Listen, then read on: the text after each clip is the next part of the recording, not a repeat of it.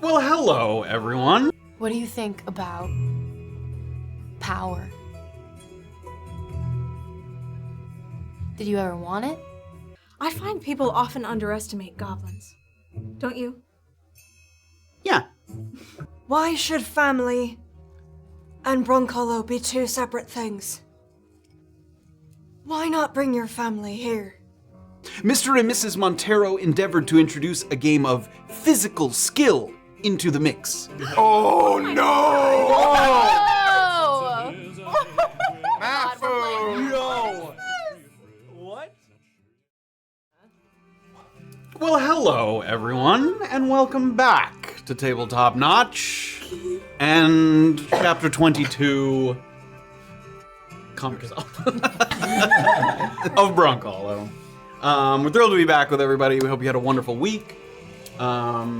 We're going to be diving in, like I said, to Chapter 22. We ended last episode just having gotten back to town after an eventful day. Not just eventful in terms of a lot of things happening, but a lot of magical things happening. A little glimpse into what the world could be with magic out and about. Lawless. Lawless. Creeping back into the world of Brunkhollow. And healthy debates over the merits of magic or lack thereof. But before... Don't even think about it. Don't look at it. But before we dive back into the campaign and figure out what we're doing on this eve, we've been summoned to the Lucky Heathen by the Monteros, but a little bit of business to attend to before then. So let's go around the horn, shall we? Thank you for joining us here on Sunday night on Twitch. Thank you for the level hype fight. Level Hive took all fight of train. 7 The words. level hive fight The train. level hive. Thank Thank you you so much for that. Thank you for that, for subbing, for bidding, for gifting, all that stuff. I'm hyped. I'm fully hyped. Do your thing. I don't have the whiskey. I forgot the whiskey. Oh my god. Keep going. We have to do all of Jordan's stuff too. Quickly, go. All right. Right. We love when you watch us live on Sundays. It's always nice to have you in the chat here. There's other ways, though, you can consume us. The podcast comes out on Tuesdays. The YouTube video goes live on Fridays for the general public. But if you support us in one of many ways, you can get that YouTube video sooner. You can watch it out on Tuesday. YouTube memberships, Patreon subscribers, and I think those are the main two of getting the video early. But we've been doing this on Twitch. We're coming up on 5 years. We're gonna hit our 5th With one kind of lost year in the middle. Yeah, here and there bits and pieces, but twitch.tv/tabletopnotch has been going live almost every Sunday for 5 flippin' years at the end of March. So join us, stay with us and join us. Thank you for the people that have been here the whole time. We'll put on party cowboy hat. Yeah. Do we have those? Do those exist? Party cowboy. Aren't they, isn't that what we wear every Notch and Soda? And whether you've been here for 5 years or 5 minutes, you could also join us on social media to support us and show your love. There's fun things that happen there. They're not just posts and photos. We also do interactive polls. This week we asked people what they thought this was. And some people said it's ancient text explaining that you pour the cereal before the milk. Someone said fruit flies. Someone poisoned the salsa. Somebody said I cannot be the only one that saw booby milk cereal. So if you want to talk about booby milk, you can do that with us on social media: Instagram, Threads, Twitter, all those places. A hearty meal. Shut up. Oh my god. Shut your goddamn mouth. This is a callback. Wow. Another If thing. I had actually made that booby milk, I would have gotten raked across the coals for my idiotic. You would have. You would have. Deservedly. We also have some merch. We got merch up in the merch store. You guys should get up in there. Last week there was a run on mugs and tumblers. It's true. So you can see someone on the subway and be like, Like, why is that mug so big? And why is he holding an open mug on the subway? Ludicrous. Exactly. Or in your car on the drive to work. Anyway, lots of options. Also not mug friendly. Stop doing the mugs. Tote your totems. While you're eating your booby cereal milk, while driving your car, Yeah. drink from the mug. Sorry, go ahead. No, while you're driving your car, you shouldn't be on your phone. But on your phone, you can get the Discord app. as well as on your computer. That's Discord. For Discord now? I don't know. But if you're gonna crash, you may as well be browsing. Crash, I'm about to crash. You can find our server at discord.gg/tabletopnotch. Yes. And there was a really amazing thing that happened in Discord this week. Yes. Deirdre. Okay, so a very talented artist is making dice on there. Their name is Novaling, and I was inspired to paint my nails like the dice that they made. Glittery little stones. So yeah, check it out. There's lots of people making cool stuff. They're also discussing fan theories. So many fan There's theories. so many theories about the booby milk. Actually, created a separate- Just the one theory, actually. No, lots of boobies, lots of milk. I You should have a know channel oversell devoted. that. No, kidding. Yeah, we really. Heaving theories. Anyway, the Discord is awesome. Come to the Discord. Theories all the way from A to double D. Goddamn. We have a Patreon for everybody to enjoy. So We highbrow. just recently dropped something on our Patreon for big notch and top notch tiers. We did indeed. Oh, Let's bring God. up. Don't talk about Patreon drops right after 10. Why not? Give people the wrong idea. Why not? This month's Patreon drop is called Armed with Charms, and very thematically appropriate for our campaign. It comes with a whole bunch of new charms that you might get from chewingas or other sources of magic. So if you like some of the... Is that you dragging the paper around? That's me dragging the paper. Oh. I think you're I've done that like every time. constantly. There's some. You can make your own charms with blank cards. As always, we provide sort of form fillable for making your own. So if you like to reward your players for exploring magical ruins and altars and things like that, check it out. We have templates and everything. What PDF thing are you using that you can flip pages like that? I'm not going to give them free. Even though there's a big thing in the corner, maybe you can't see it. So yes, Armed with Charms. If you're looking to add a little dash of magic, charms are perfect for when you want to try giving your player something, but don't want to break the campaign by giving them something too powerful because they only have limited uses of it. So Yeah. the magic of charms. Forever lightning bolt. So Forever that'd lightning be too bolt much. would be too much power for Morna. Yeah. That is the Patreon. So thank you for everyone for your support, and once again, look forward to future monthly drops for Tabletop. I'm gonna say let's start a hype train. A five train.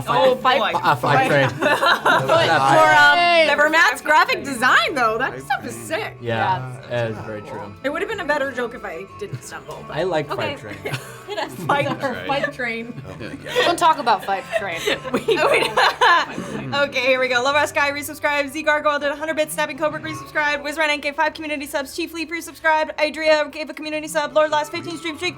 Jay Brownie 1,000 bits. Bearsy Poo 5 community subs. Poshman 7 stream streak. Doofenshmirtz Booty Cheeks 10 community subs. Hal Hack 111 bits. Wizrank gave out a community sub. Omsa Badger resubscribed. Only Joshing but not always 3 stream streak. Dorotka 100 bits. Doug C resubscribed. Charnold resubscribed. Thank you all very, very much. That's very Thank you. Cheers to you all.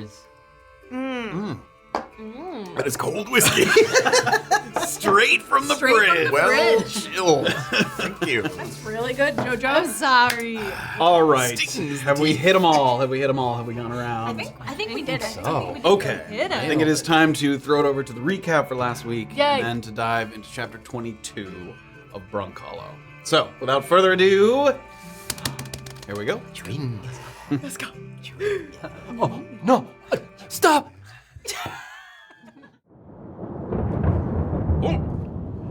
Previously, on chapter 21, Gus deserts. The world did not end when the statue was removed from the dig site. The relief was palpable, and the party decided it was time to return to town. On the way, they took the opportunity to rest and discuss what they'd seen, and there were mixed opinions on whether the use of magic was worth the trouble that came with it. When they got back to Pocket Ace's Pass, some goblins from Clark Mark's dig site were scavenging for weapons, and they spoke of the difficulties in defending themselves while abiding by Hank Honk's truce. Right on cue, raiders riding giant boar came to pick off their prey, one of which had a little well of magic of his own. Thanks to some lightning theatrics from Morna, the attack was rebuffed, and the rest of the journey south was marred by dry thunder and gale-force winds with enough oomph to damage the dwellings in town. As disgruntled citizens picked up the pieces, Mr. Clemens informed the group that the Monteros were keen to have another chat, so an arrangement was made to meet back at the Lucky Heathen in an hour. Had Kayt and Illien seen enough destruction to know not to trifle with the arcane? Or had Kayt and Illien seen enough awesome shit to know they ought to trifle with the arcade? Stick around and find out on Chapter 22 of Brunkhollow.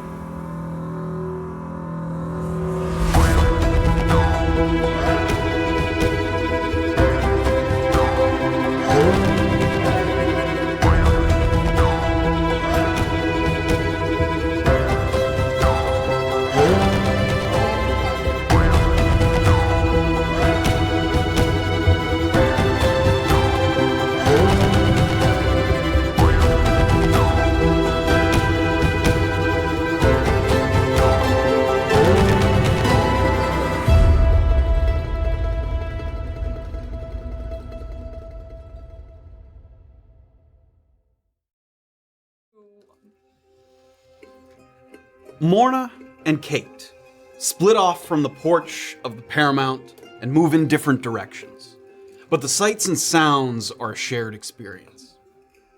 Whether moving up toward the West End Bridge or down toward the creek, it's the first time you're seeing Brunkhollow pick itself up rather than push itself forward. The momentum of a booming settlement temporarily stalled by natural disaster, and the citizens now treading water. The shouting and shoving reminds you of how narrow the thread is that keeps the peace in a place like this. Frustration flaring up indiscriminately, with bystanders getting caught in the crossfire. Nothing like the last time you saw an undivided, communal animosity. That night at the music box when the man interrupting a performance was preaching at the patrons. There's more unreined horses than you've ever noticed in the thoroughfare, partly because several of them got spooked and pulled themselves free from overturned wagons, but also because the fence around Bernard's boarding has been completely uprooted by the wind, and people in the area are now scrambling to corral the horses and get them tied back to a line of hitching posts out front before they inevitably trample someone underfoot. So one horse kind of runs by, hey, another one's kind of pulling, I got one, sort of pulling horses, everyone dragging them in the similar direction. One person that you're surprised to see assisting with this is none other than Skitz, who isn't exactly sober, but he's focused enough and looks to have enough equine experience to at least be of a little bit of help. It's disorganized here and more than a little dangerous, with hooves flying every which way. But there's some space along the posts where you could drop Daisy off and hopefully collect your deposit from Bernard, who, as you look over, he's currently trying to push up a section of his fence to kind of get it back into the holes that were dug for the post. So, yeah, bring that one over, bring that one. So people are shouting back and forth. So that's the mess that you're kind of running into as you walk over to Bernard's boarding. Okay, I will tie her up, try to make sure that the fence is in fact gonna stand. Yeah, you're not tying to the fence, you're tying to like a series To of the post. hitching posts. Great, yeah. great. So And I'll tie her there's a there. number. I mean, the horses are clearly agitated, but they're staying in place. There's a lot of stamping and sort of. And I'll go over to Bernard and Great. He's in the middle of sort of. hi. Welcome back. Sorry about all this. Yeah, bring that one over, bring that one over. She's been returned, Daisy. She looks good. Yes. Normally I'd ask for some details about how you found her temperament and how she performed on your ride.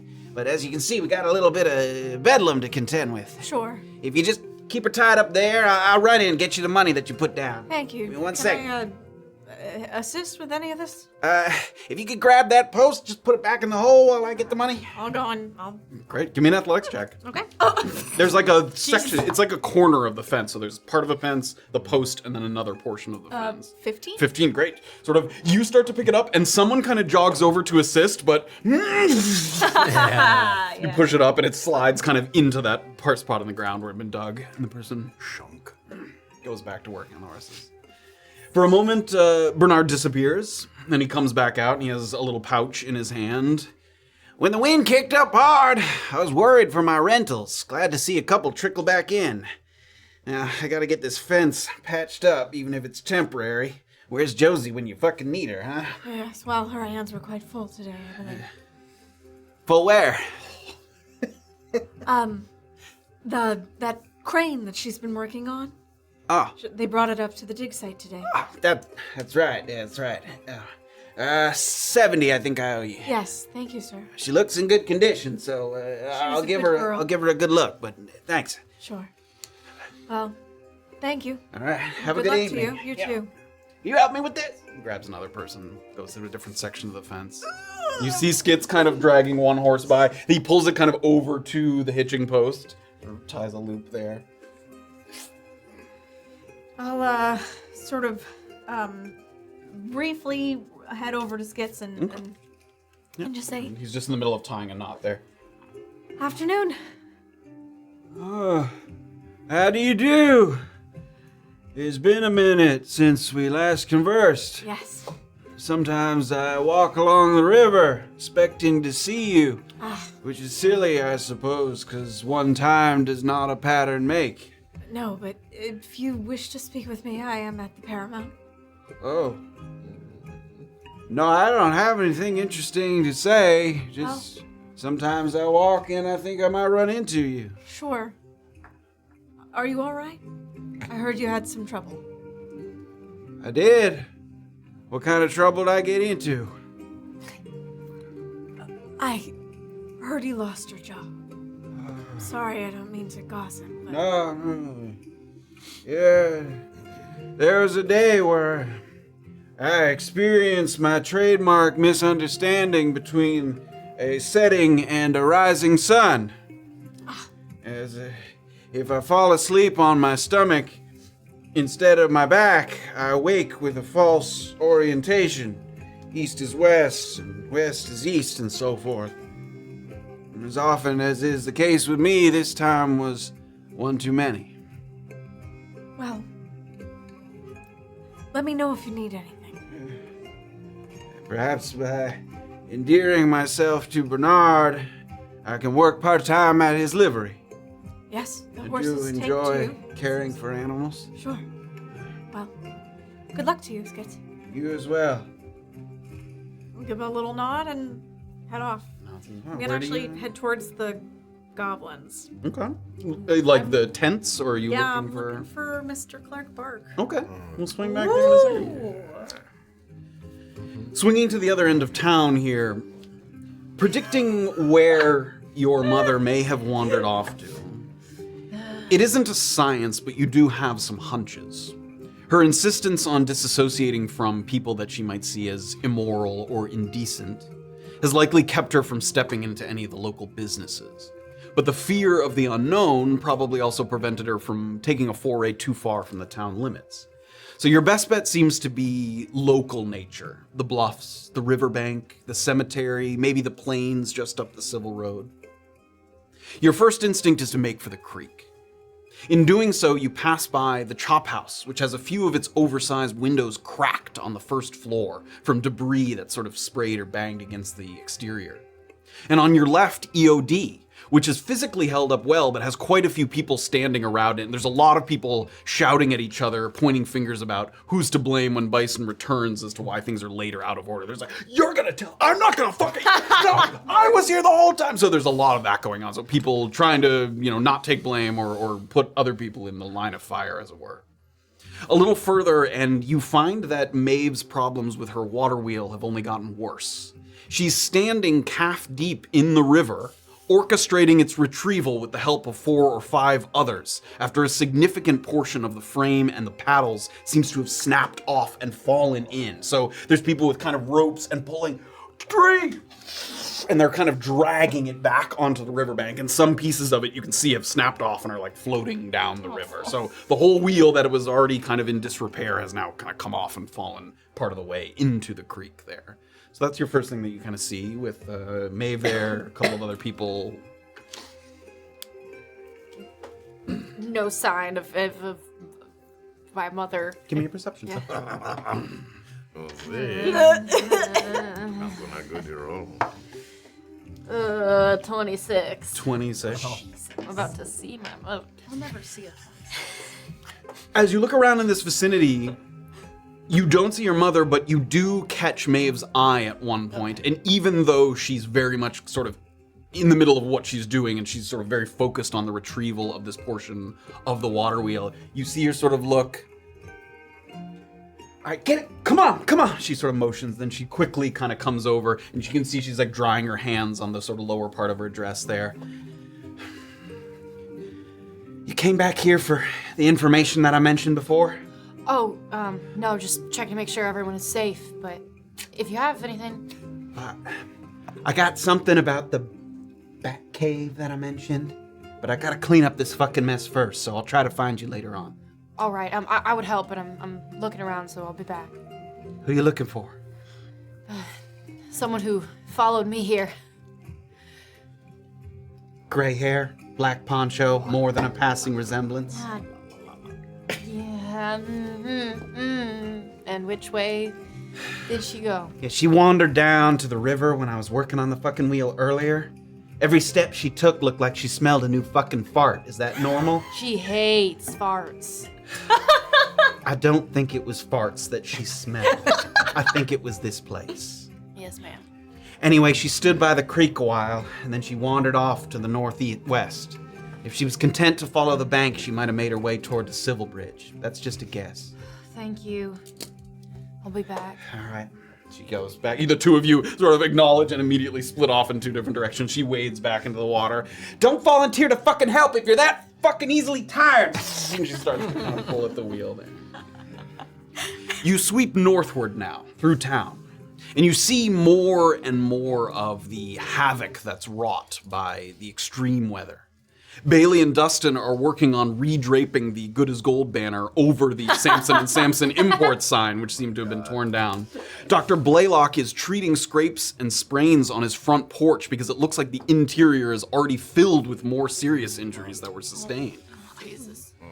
After you get past the apothecary, your view becomes a little less obstructed by the buildings, and your heart skips a beat as you see a man helping an older elven woman get her boots free from the reeds. She's on the opposite side of the river, right between the bridge and the fence that sections off the graveyard. So you're on the east bank and she's on the west bank, but you can see across. And right, like if you had gone over the bridge, like just to the left is where some man is helping like pull her free from the reeds there. I think it's down over here, right? No, we're at the Civil Road Bridge. Nope. She started there and walked along the riverbank up to the northwest there. Sorry.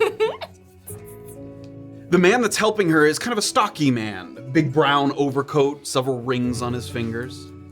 And the woman is, of course, your mother. She's soaking wet from the chest down, her hands muddy, her hair disheveled after clearly having toppled over into the water. Even from a distance, you can tell that she's reluctant, maybe even a little bit squeamish about receiving assistance from a stranger here. He's holding onto her arm and helping her up, and she needs his help, so she's allowing it, but you can see her sort of distaste at being touched by anyone in this place. She's also eager to get back to ground level, so she steadies herself on his arm with a little bit of a pained smile painted on her face. And the two of them are there's a moment there where he looks like he's sort of making sure she's okay, and she's standing there by the bank of the river. She looks fine. Give me one more perception check. At a glance, she looks physically like she doesn't look, anything's broken, anything's obviously...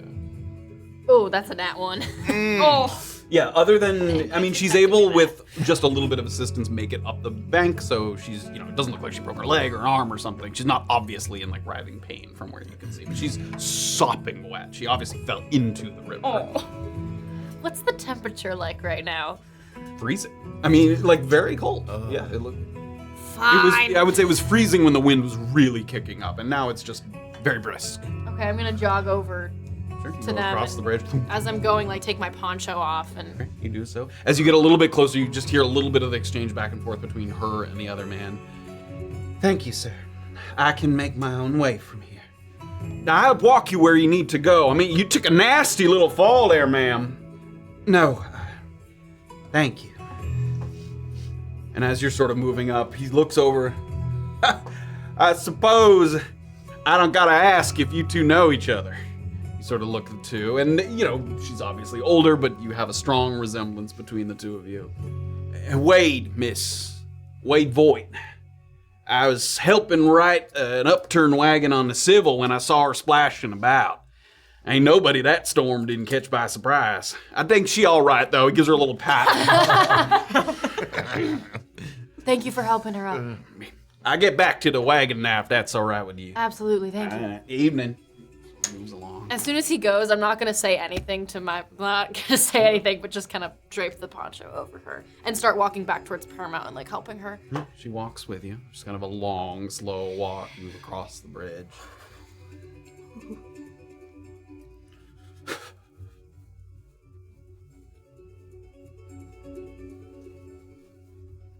Can't even fancy a walk without this place punishing you for it.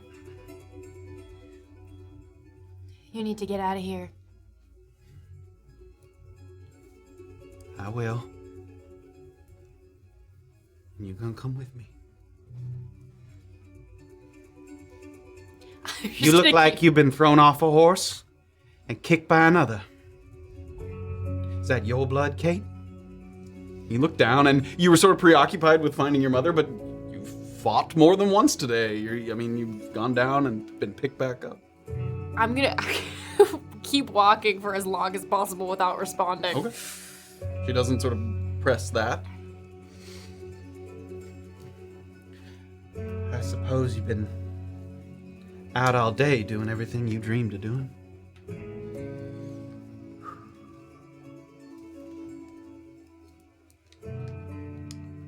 But tell me you're at least good at it, so I don't see visions of your demise every time you leave the confines of this terrible town. You're gonna stop for a second and like turn to face her. I'm amazing. Yes, you are, Kayt. Too good for this place. Turning back, walking. I choose to believe that come morning, you'd have time to think about your family and your life. And you will, with a heavy but understanding heart, take the carriage with me back to my life.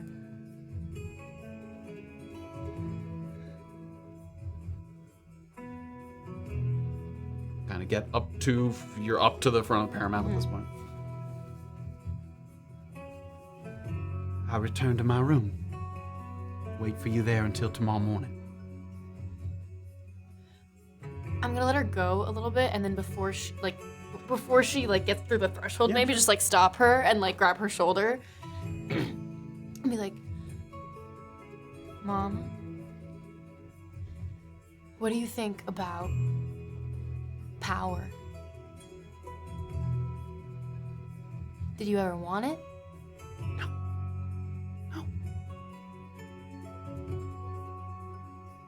If you did, how would you get it?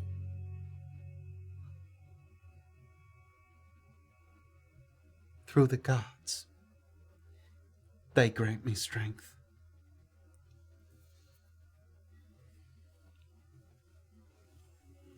I'm gonna turn around.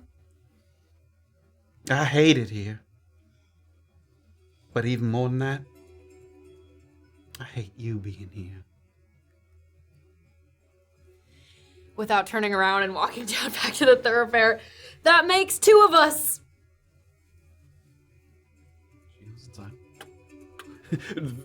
Clemens is still sort of sweeping out there. He watches your mom kind of go in.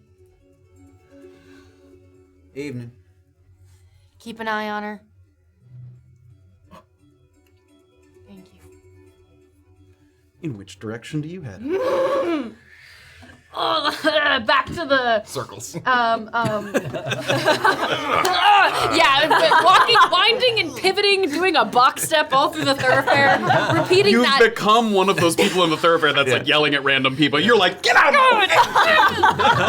Just the silent rage screaming. At this particular time, you were one of many. You could do that and no one would bat an eye. There's so many people like yelling at each other and sort of screaming to get out of the way. Gonna do that all the way way down to head back towards the river. Or, yeah. Sure. Sort of vaguely in Maeve's directions, kind of Yeah. down toward the creek there. Great. Start to do so.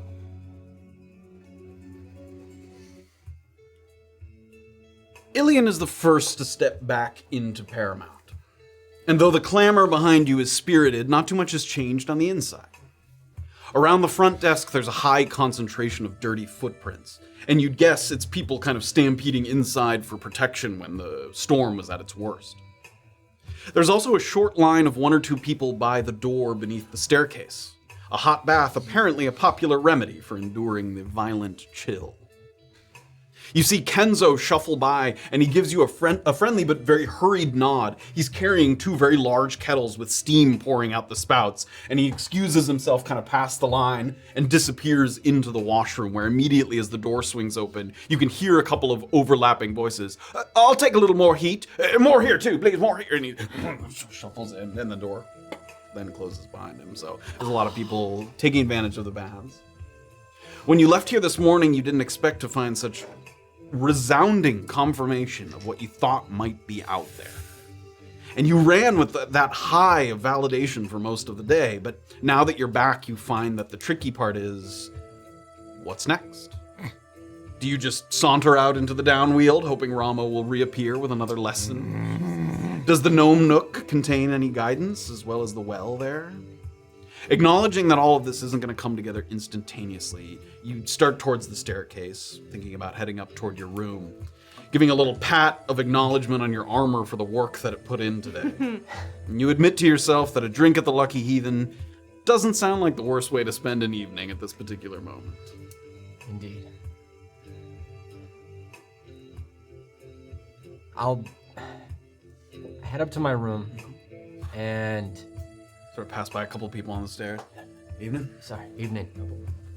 And once I get to my room, close the door and start getting my armor off and getting into more finer clothes for seeing the Monteros.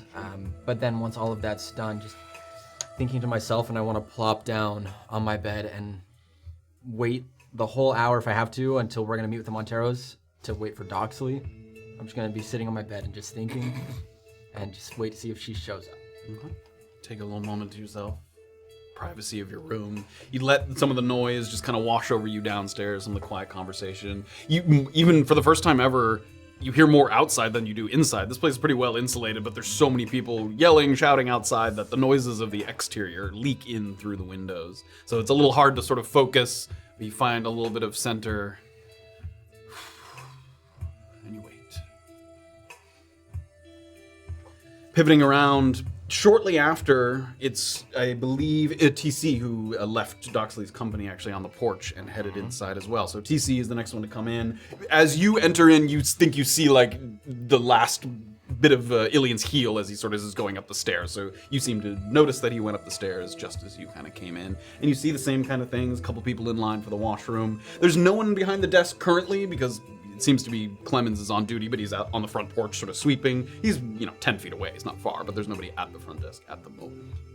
Just make my way upstairs. The layout, when I go past the second floor, how far away is their room? Like, do I pass? You would pass by their room. I would pass by their before room you to get get to the to staircase mine? that goes up because you guys are on the next floor up. Yeah. All right. TC's just gonna, make his way up the second flight, and first I'll try to get a little close to their door to just give a listen in to see if I hear. I would say at this point, lining up, like you maybe hear some sounds of armor being doffed, like sounds of rustling inside. And then I'll go a little bit of the rest of the way to the third landing, but I'll just wait and lean against the wall, kind of near where I'd be going up to the third floor. Sure. Wait there. The third person to enter into Paramount is Doxley.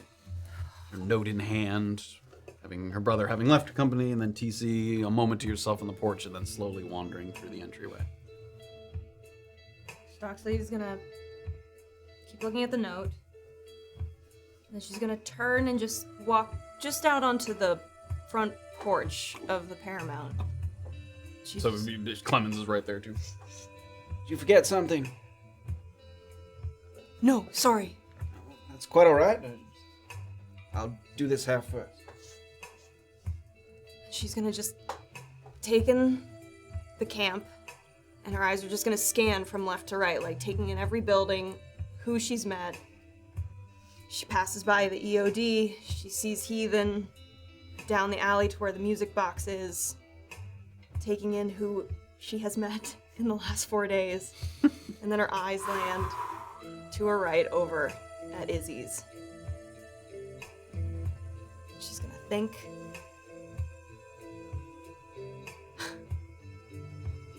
And she's gonna smile. She's gonna crumple up the note, put it in her pocket. That's right, you fucking ugly sea elf. And she's gonna start walking up the stairs to her room. Cool. You get up to the second floor landing there, and you know where the room is, but at the end of that hallway, DZ is there as well.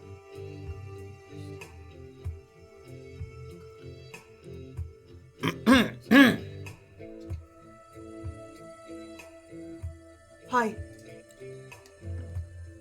Seemed preoccupied. Is everything all right? Yes, everything's fine. I'm just actually about to go run some errands really quickly before we meet everyone back at the Heathen. Why?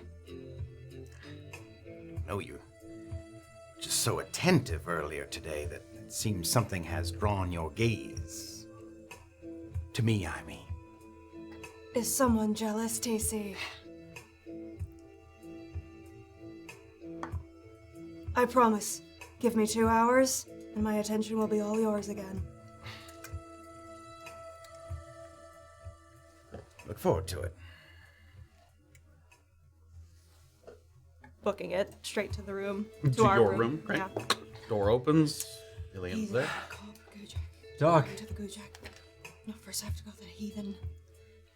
If I go to the Heathen first. And she's gonna start like getting changed. She's gonna try to just wipe like the day off. Superficial her, freshen grime, up. yeah. Trying to just freshen up. Yeah. Just totally in her own space, in her own mind. Paramount. Go to the Paramount last. Yeah. All right. And she's gonna turn and go like she's just. Dog. What? Yeah. Sorry, I didn't want to bug you. I know you're focused on something. Are you're going somewhere? Yeah, I just want to run a few errands before we have to go meet the Monteros. Is that all right? Yeah, be safe out there. You okay? I'm great, Doc. Okay. Tonight. Yeah. Okay. Heathen. Go to the Heathen first. Yeah, that seems right. And I'm gonna head out. Head down, sir. Was there something you wanted? Just to say that I started to go up. I want to hang back a little bit just to hear if I'd heard any like shouting or contentious voices or anything. Not listening for anything in particular. Yeah, I would say you heard it, they weren't hiding it, and part of that conversation happened with the door open. So it seemed like you heard kind of what you already thought, which is that Doxley seemed very preoccupied. Like you heard Illien try to get her attention, and it seemed like her mind was elsewhere. You definitely got that. Yeah, I'll continue. Right. Head up to your room. Where are you headed? I'm going to head to the Lucky Heathen. Heading over to the Lucky Heathen? Okay. As that is going on, Morna, could you give me a investigation check with advantage, please? Ooh, okay.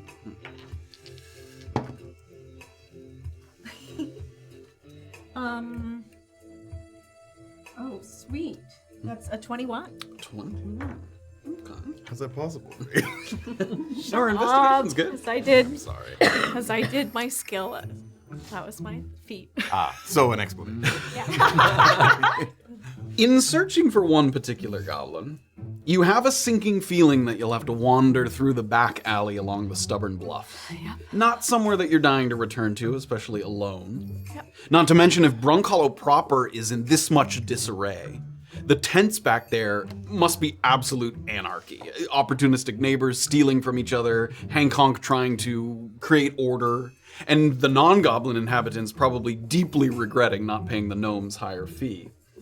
Having swung by Bernard's to return the horse, however, you're afforded a small blessing when you spot a pair of goblins across the street to the northwest.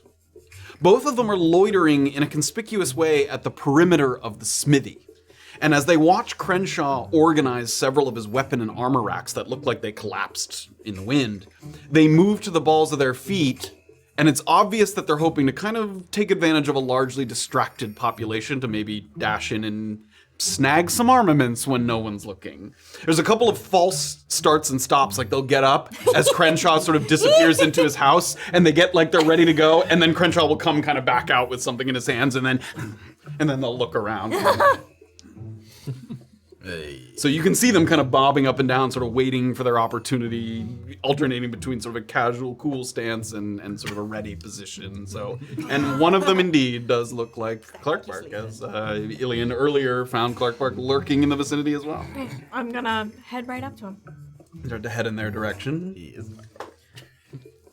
I'm Clark Park. So as you start to get a little closer, you know, they don't sort of look all the way in your direction, but they immediately sort of just kind of relax into walking through the thoroughfare. Mr. Clark Park. Huh. You again. You came to my dig site. Yes, I did, sir. We were just looking at the bridge. I heard you might be in need of some weapons.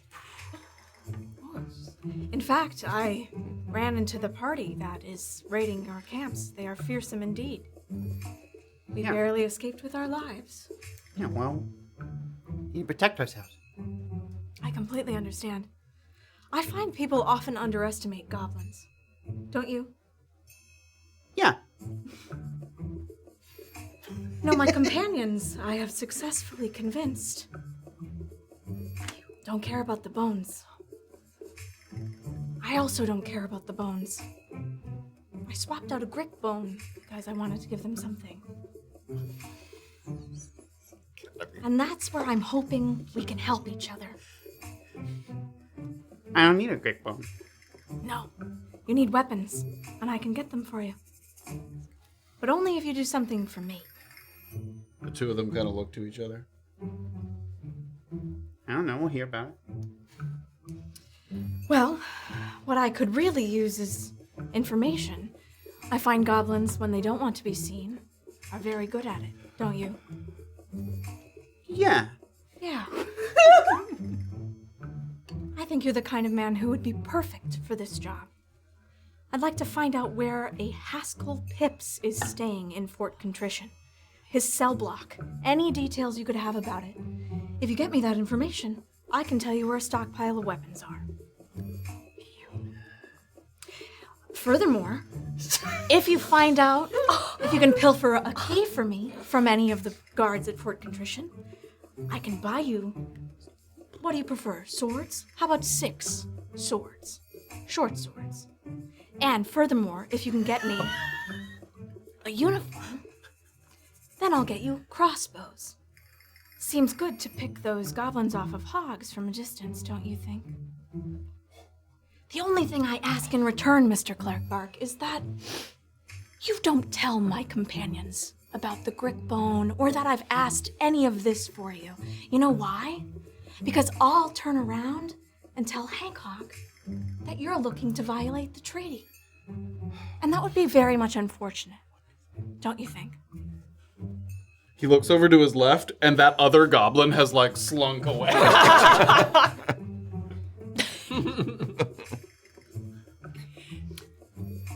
And if Hancock isn't a big enough threat, I guess I could tell Bison's men where your dig site is. Just so we know that you don't underestimate me, like I don't underestimate you. If you do none of these things for me, no big deal. But I think we could be of service to each other. Make a persuasion check with advantage. Ooh! You got this. Are you? Furthermore. Oh my. Furthermore. Okay. Persuasion. That is a 19. That sounds real good. But I don't know if I can get on that. What do you think is possible? I bet I can find out where he is. I don't know about Kayt. I don't know about uniform. Well, then I can certainly tell you where the weapons are stockpiled. Is stockpile guarded? Might be. Well, that's not useful. Well, We don't have weapons to take it. I could help you get the weapons. How many? I don't know. But there's a lot. There aren't that many in your camp who are not ill. So, how many do you need? Plus, we left a bunch of goblins with weapons dead back there that I'm sure your people have. Bill Poof? Oh, you met Bilbo? I did. Charming little fellow. Almost blew my cover, though. About the Grick bones. Huh. So you'll have your people know that they're not supposed to say anything, or this deal will be moot. Okay. As a show of good faith, I want one sword now. Oh. All right. And a shield.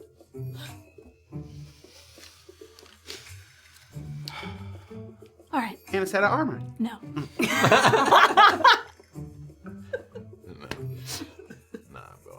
Sorry, but Matt. For my money, theirs is on the way to detention pass. Their camp. The goblin tents? Yeah, no, his Dig site. his dig The site. dig site is north of detention pass because that's at that Great. like at that gully. Okay, great. It's like probably like an hour outside of town. I will buy you a sword, a short sword, and a shield, and I will meet you in 10 minutes on the way to detention pass as you head back to camp. And again, if anybody finds out I helped you with this, it won't be good. Clark can keep a secret. I believe that. So can Morna Istigh. And all I gotta do is find out where this guy is in the prison. And I will tell you where the stockpile is and give you some assistance. Okay. I'm glad You? we did. Are more reasonable than your friends. I have often thought that. She's gonna extend her hand. I don't think you want to do that here. Oh, are there lots of eyes around? I mean, people are walking by. Not necessarily. Very well. I'm gonna give him a tip of the cap and turn.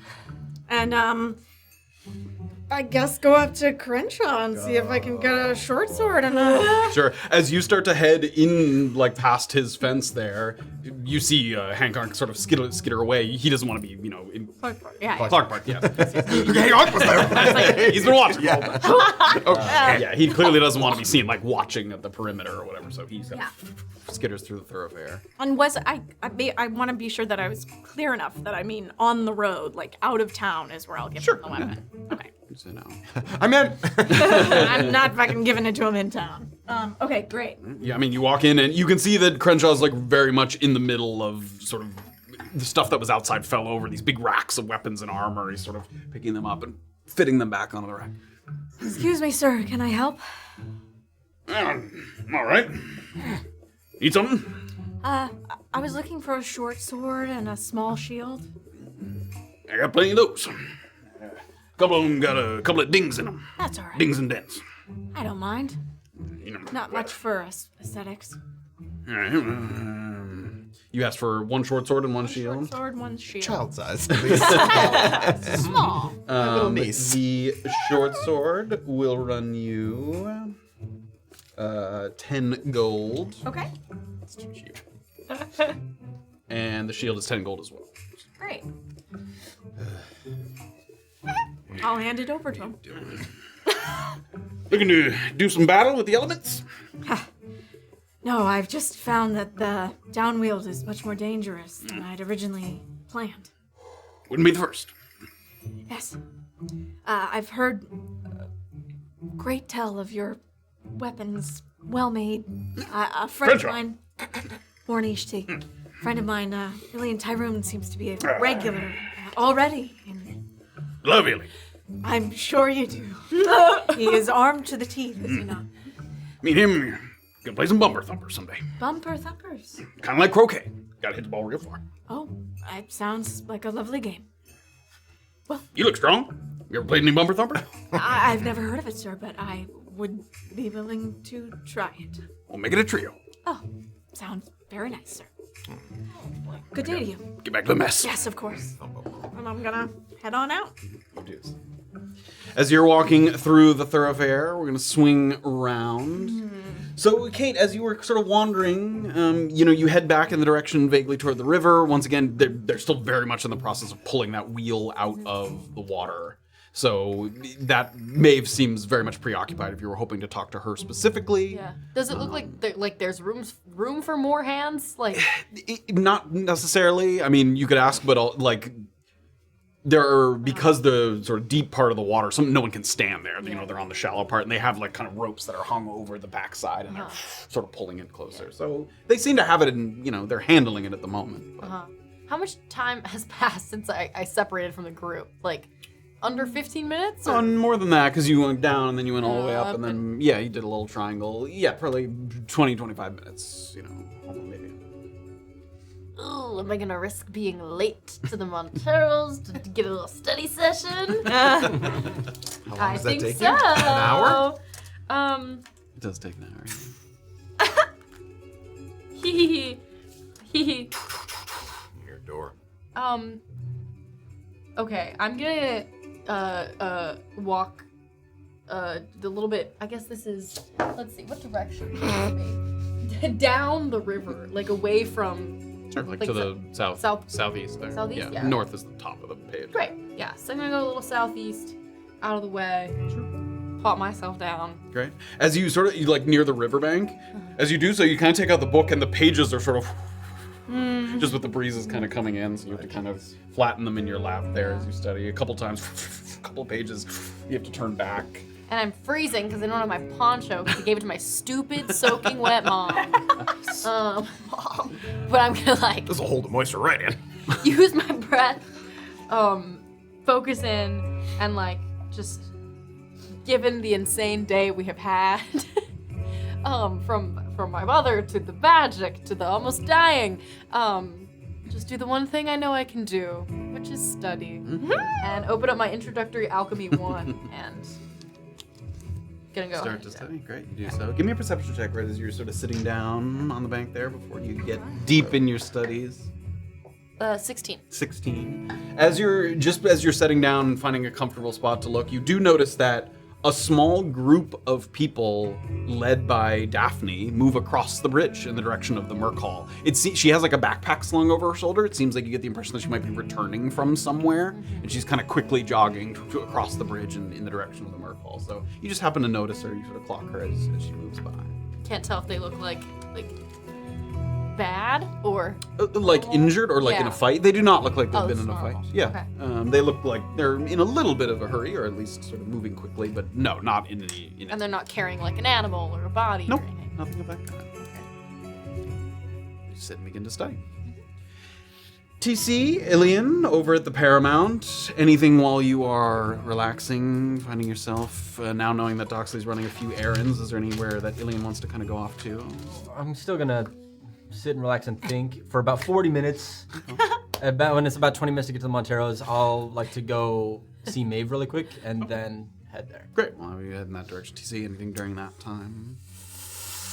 TC puts his leg up for a little while and, didn't take too many hits in the battle, so just kind of washes up and wash. The most discomfort you sort of faced was letting yourself fall off the horse that one time, so that you could kind of tucked and rolled, and you feel like you've done that maneuver quite a few times, but this time obviously limited by the bonked it. Yeah. After that, sit down at the little desk that I've got and take out my papers and my quill and things, and TC finds himself just sitting there thinking about what he might write, and then realizes he's in a praying position almost, Feels like a little dirty.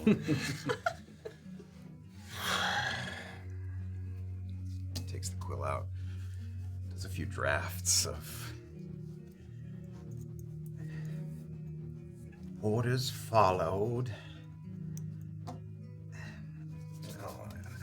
Task completed.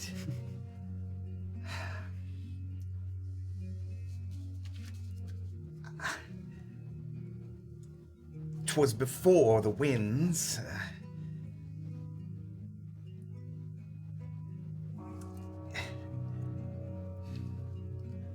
Await your... Just does like a couple of short things, and I did it. honestly, yeah, ends up after all like a bunch of crumpled things where he starts like some of them are long paragraphs of everything that happened, and finally just ends up with one that's really just task completed. Await your words, and kind of has that Nice one and simple. folded up and puts it in the coat pocket. Sure. At this, that took most of an hour. Okay. And yeah, maybe again a few minutes to just see how that leg is, test the weight, maybe do some knife drawing and some crossbow drawing. Feels a little stiff, but with time passing, I mean, had that throbbing kind of immediate pain when it happened, just from the impact of it, but slowly starting to, taper off into a dull ache, and finally sort of more of a inconvenience than anything else. You estimate that by tomorrow morning it will just be, constantly an annoyance more so than a constant pain. And then I'll go downstairs to see if Clemens is at the desk. Okay, Before heading but out. this is right before. Yeah, into probably the- right Great. So before, yeah, yeah. we'll swing over then, because Doxley had rushed out in the direction of the Lucky Heathen a little ahead of time. As you approach the Lucky Heathen, you get the impression that it being one of the middle buildings on the block kind of protected it from the brunt of the wind as it was sweeping through.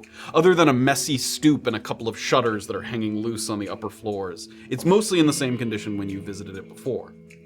They haven't even had to close their doors for business like some other places that you've seen, though there's less patrons in here than usual because of the hubbub, taking precedence outside. When you stopped in this morning, an area in the center of the room was cordoned off with ropes, and that's no longer the case. Instead, there is an embroidered black satin cloth that's draped over a large table in the middle that's set up to be some sort of grand reveal, it looks like. You assume that this is the installation that Clemens spoke of. They said that they were interested in having you test the new game. But even if the game is indeed sort of pretext for some other purpose, your interests at this particular moment lie elsewhere. Chelsea is seated over by the bar again. She's changed into her evening attire, that black dress that actually kind of closely matches the center tablecloth. Black, little gold embellishments around the wrist and the collar. She's sipping wine, or maybe mead, from kind of a thin flute. And before she clocks your presence, you get a look at her and you kind of get the impression that she's a little miffed or a little prickled that maybe the storm has stolen a little bit of their thunder for their reveal. She sort of looks with a little bit of disdain at the relatively empty interior, like this is the time of night when the Lucky Heathen would really be picking up in its audience. And it's just, there's not nobody here, but it's a little slower, a little quieter than she would like. So she's just kind of looking around with that look on her face. Okay, Doxley will approach. Sure. Good evening. Good evening, Miss Tyrun. Hello, Mother Nature shows us her temper and her tempests on this day. But I had little doubt that you and your friends would pull through. yes. I'm sorry to see it so empty. Pardon my abrupt nature, but Please. seeing as how we're going to be seeing you all as a group in about an hour, I was hoping we could skip the conventional back and forth and just get right to a quick topic before I'm on my way. Yes? I was hoping you would have some sort of an update regarding the prisoner. A mixed report, I am sorry to say. Timing is everything, isn't it? In looking into this matter, I found that one of our preferred contacts at the prison died yesterday. Some kind of attack when a group of prisoners tried to escape. Yes, I heard about that. We have other contacts, but none so immediately involved in the visitation process. The good news is that from what we hear, This Okamir fellow is hardly an untouchable. Charges relating to serial theft, rustling, intimidation of officials, no magic, and only a couple of minor incidents with the guards that he was detained at Fort Contrition with. These considerations will likely keep him eligible for visitation, but if you want to avoid the lengthy waiting period, we'll have to find someone new to bump you up the list. Or get arrested yourself, I suppose. Always a possibility in my line of work. That's very helpful. I appreciate it. Do you happen to know if Okamir, in his thieving experience, was ever associated with the, void creature we met on our way into town? Horton boy. Yes. My understanding was that Okamir's exploits were a little further north. Understood. Closer to the mountain. That's very helpful information. Sounds... Sorry to be of limited space. That's fine. Bless you. Sorry.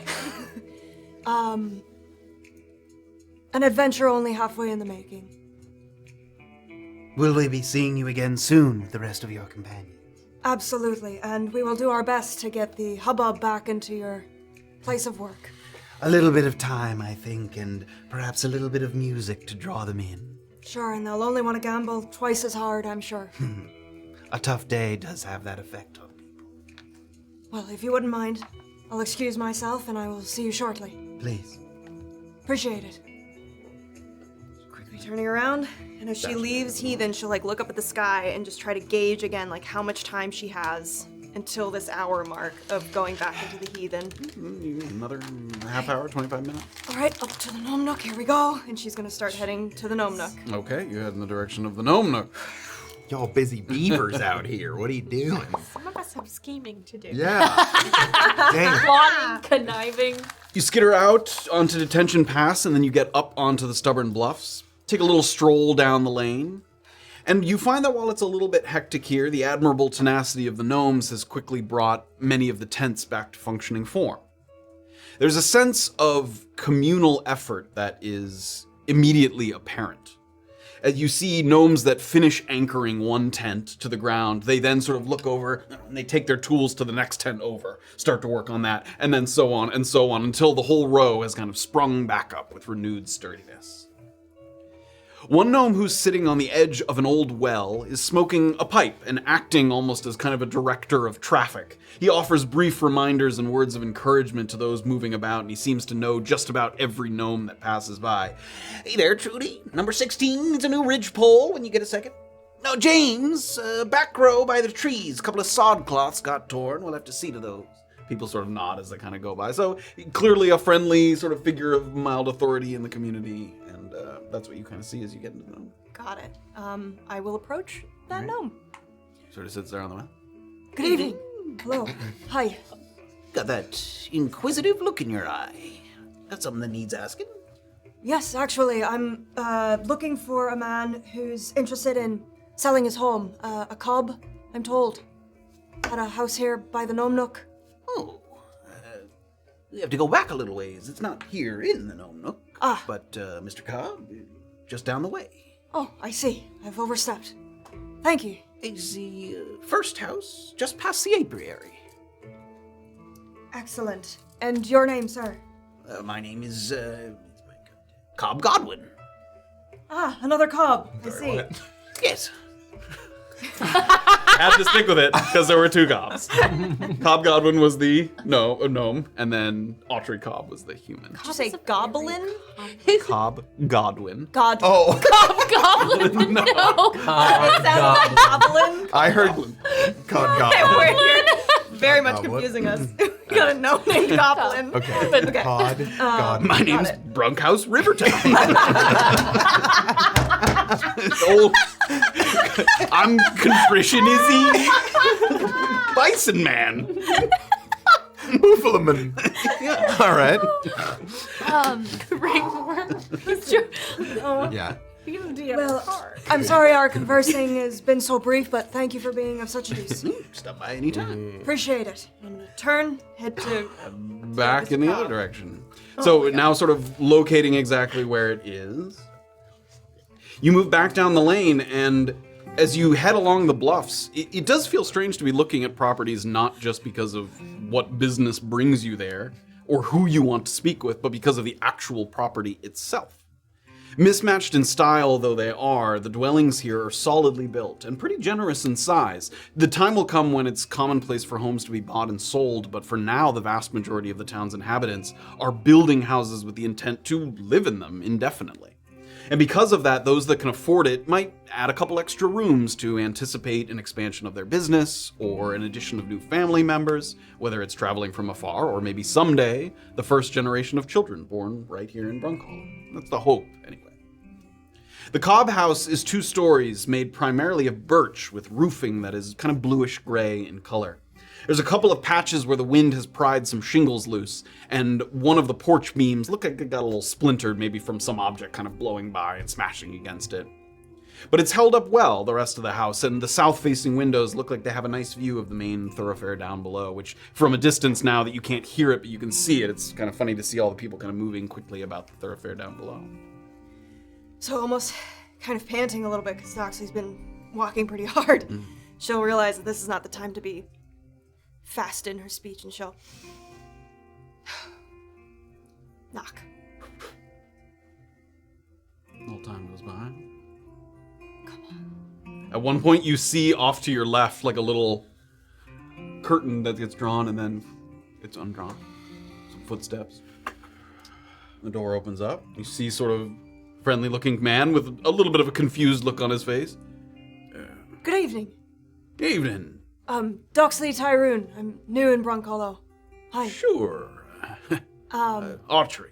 Autry, nice to meet you, sir. He sort of looks, he doesn't know what he's kind of looking for, so he kind of looks left and right just to see if there's people with you, you're alone. I apologize for calling on you unannounced. That's all right. Just something piqued my curiosity. I heard that you might be interested in selling your property at some point in the future. He sort of scratches his head a little bit. I suppose I did mention that to 1 or 2 people, yeah. Oh, a fella in a hat, human fella. Oh, at Narvos, CNC. Oh, sure. Yeah, he didn't specify a location. Sorry, just trying to put all the pieces together. All good. TC is his name. Ah, yes. He had mentioned, just offhand, that you were possibly considering it, and I'm here to sort of just gauge how serious you are and what you'd be looking to have for it. Oh, yeah, I had mentioned to him that I was hoping to have my family come to Brunkhollow, but it seems like it's not in the cards, so eventually I might be making my way back home. And what was the other question? He seems a little thrown, kind of just by someone he doesn't know showing up. How much you'd be interested in selling it for? Oh, I suppose I'd hope for something in the neighborhood of 1,500. Sure. All right. Apologies for coming on you so fast. That's all right. My brother and I just came to town, and we're eager to just start a life here, so. Oh, good for you. Thank you. You're better than I am at dragging your family out here, I suppose. Well, I'm sorry to hear that your family was hesitant. Can't win them all. It's 2 stories, Yeah. solidly built. Ignore this. He sort of motions to the beam that's broken. Storm like that, unusual. Sure. No, I'm sure your craftsmanship knows no competition, really. I had a couple of Josie's folk help me with it. Local carpenter, woodworker. Got it. If you needed any additions and the like later on, she'd be the one to go to. Yeah.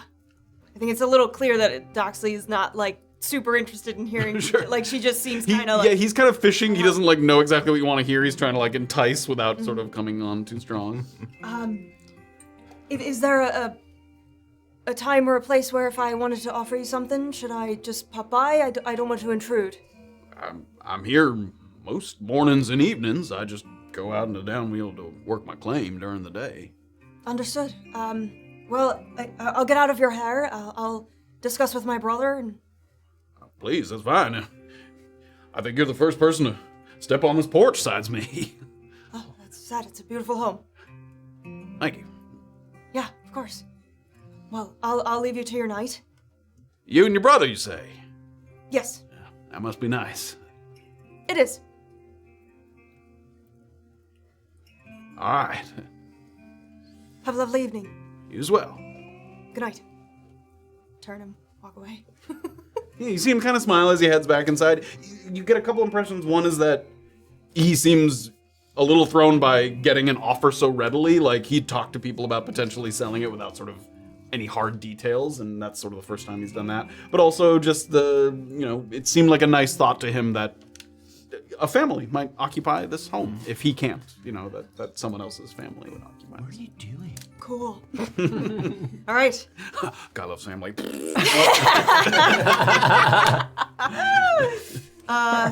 Okay, again, looking up at the sky. Okay, I have time to... Okay, back down to the Paramount. Here we go. Back down to the Paramount. In the direction of the Paramount. As that's going on, we'll pivot over to Morna for a second, who has... are you heading over to where you sort of planning to I meet? am. No, it not too easy to hide a shield or a short sword. But nobody's really paying attention to me, right? Also, like, people carrying weapons is extremely common. Right. Like this is an area where, unless you're only going to be in town, you'd be a fool to not have a weapon. Like, if you're planning on leaving the sort of limits of Brunkhollow. So that would not This be motherfucker went through the thoroughfare with like 10 weapons and armor, like clankety, clankety, clank. I guess motherfucker. I just, the only thing is I'd like to make sure that I'm peeking my eyes out for my own companions, because I do not want them to see me with this extra weaponry. Okay. I look out the window. Right now, on the back side of them. Where are you going? Timing-wise, the only risk of that is Doxley. So give me a perception check. Like she'd fucking notice anyway. Nice. That is a dirty 20. Dirty 20. So as you're kind of getting past where that open market is and getting closer and closer to Detention Pass, you see Doxley coming back in from Detention Pass, kind of in from that direction, and you sort of turn and just kind of, there's a lot of people around, so you just kind of disappear into the crowd a little bit, look over your shoulder, and it looks like Doxley kind of goes into Paramount. So you wait for her to go in, look around, and then you make your way in that direction. Yeah. And I'm gonna, once I sort of get onto the road, I'm gonna, sort of hustle sort of down the road and keep an eye out for little goblin tracks. And Sure. I'm not like walking too fast, but I'm like moving. Sure. There's a decent number of people. Probably on a normal day they would have come in, but there's a decent number of wagons moving to and fro, because you noticed as you guys were coming in, some of them had tipped over. Like, it took people a while to get their carts back up and get the horses moving again. So it's busier out here than it might be at a regular evening hour, which affords you a little bit of leeway. It's not weird for someone to be walking along here. Great. As you're moving along the path a little bit, at one point you hear, Okay. and sort of behind a bush. Okay. And I'm gonna sort of tuck as casually as possible, sink into Throw it into the bush at him. Like, yeah, Frisbee the shield. yeah, exactly. I'm gonna sink into the bushes. Sure. So you step past a couple, like, there's kind of one row of trees, another row of trees, some underbrush, and when you get past that, like, you can hear Detention Pass, but it's hard for people to see you at this point. And at that point, Clark Bart sort of pops up. Let's go over our terms one more time. What are you gonna do for me? Alright. Go find out where that guy is. Okay, Has go pips. perfect. And an addendum, can you see if you can find out who the guards typically are? Who guards are where? Who guard his block? Gotcha. Appreciate it. You can already see, like, he looks at you, but he's, like, eyeing the shield that's slung over your shoulder. And in return, I will give you this sword and shield. And then, if you get me this information, I will tell you where the stockpile of weapons is. You said you help us get it. I will help you get it. She's gonna... And what happens if my companions find out about the Greek bones? I'm screwed. Absolutely. And what happens if anyone finds out that I'm helping you? You tell Hancock. You got it. I'm gonna put it off and Give him the. He sort of greedily takes the shield and the sword. And sort of swings it back and forth a little bit, like some of the underbrush getting cut with the sword. And you can see, like, his eyes light up. They've been using these pickaxes where, like, you can clobber someone with it, but they don't do much. And just sort of the finely, honed edge of the blade. If I got you bows, would people know how to use them? Would your people know? Yeah. All Dare right. you? Sorry. I'm not very skilled with a bow. I didn't mean it as an insult. I'll teach you. Thank you, Clark Bark. I didn't think you'd come. I'm a woman of my word. Sticks the sword in the ground there.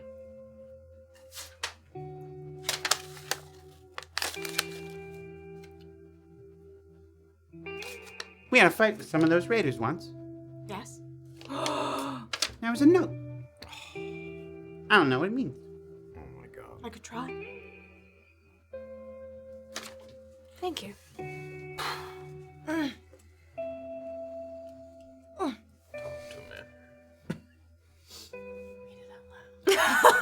Nice try. Read it out loud. Morna reads the note, not out loud. Patty Pitter Patter, do you know this goblin? Yeah, You do? it's one of the leaders of the raiders. Interesting. Well, I'm not sure what it means either, but you want it back? Yeah. All right. I'm just gonna look at it one more time. You can. Yeah, I fucking know it. I know exactly. You can also keep it. Just know that you don't Okay, have great. it if you hand it back. I'll give it back to him. Yeah. Do you know that they have some kind of arcane? The leaders do. Yeah, have a little bit of magic. Where'd they get that I from? don't know. Wish I knew. Me too. That's why I need the weapons. I understand. She's gonna extend her hand again to him.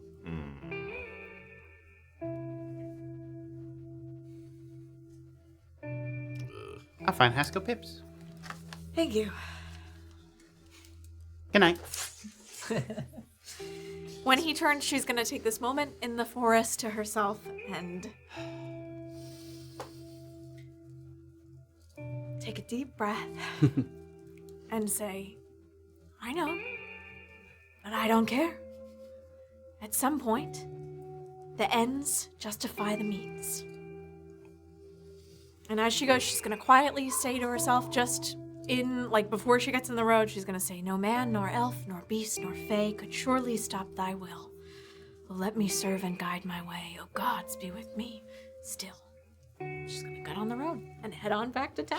Back along Ascension Pass in the direction of town. Nasty. Doxley rushing in through the door of the Paramount. Busy, but back. Just gonna go up the stairs. Just gonna knock on Gujak's door. Knock on Hujak's door. Wow. There's a very brief pause, and then the door opens just a crack at first, so that he can sort of peer through. One eye kind of peers out above a protruding lower tooth. And Gujek quickly sort of opens, permits you entry, and he's in the middle of slurping up a noodle from a bowl of hot soup that he's kind of cradling in his hand. And his look of sort of contemplation from the last time, sort of somber contemplation, has been replaced with one of great interest. He's clearly sort of waiting to hear what you might have said to him upon his return, eager to see if you're bearing news of his friend, and maybe keen to either move his business forward one way or the other, whether that means staying or not. So he kind of lets you in, shuts the door. Sorry. It's okay. Was eating in my room. Didn't want to leave and run into Izzy without an answer. Good idea. That's a good idea, Gujak. Oh, excuse me. Oh. Hi. Do you need some water? Yeah, actually, water sounds great. He goes over to where there's a little sort of pit. Thank you, Gujak. Oh.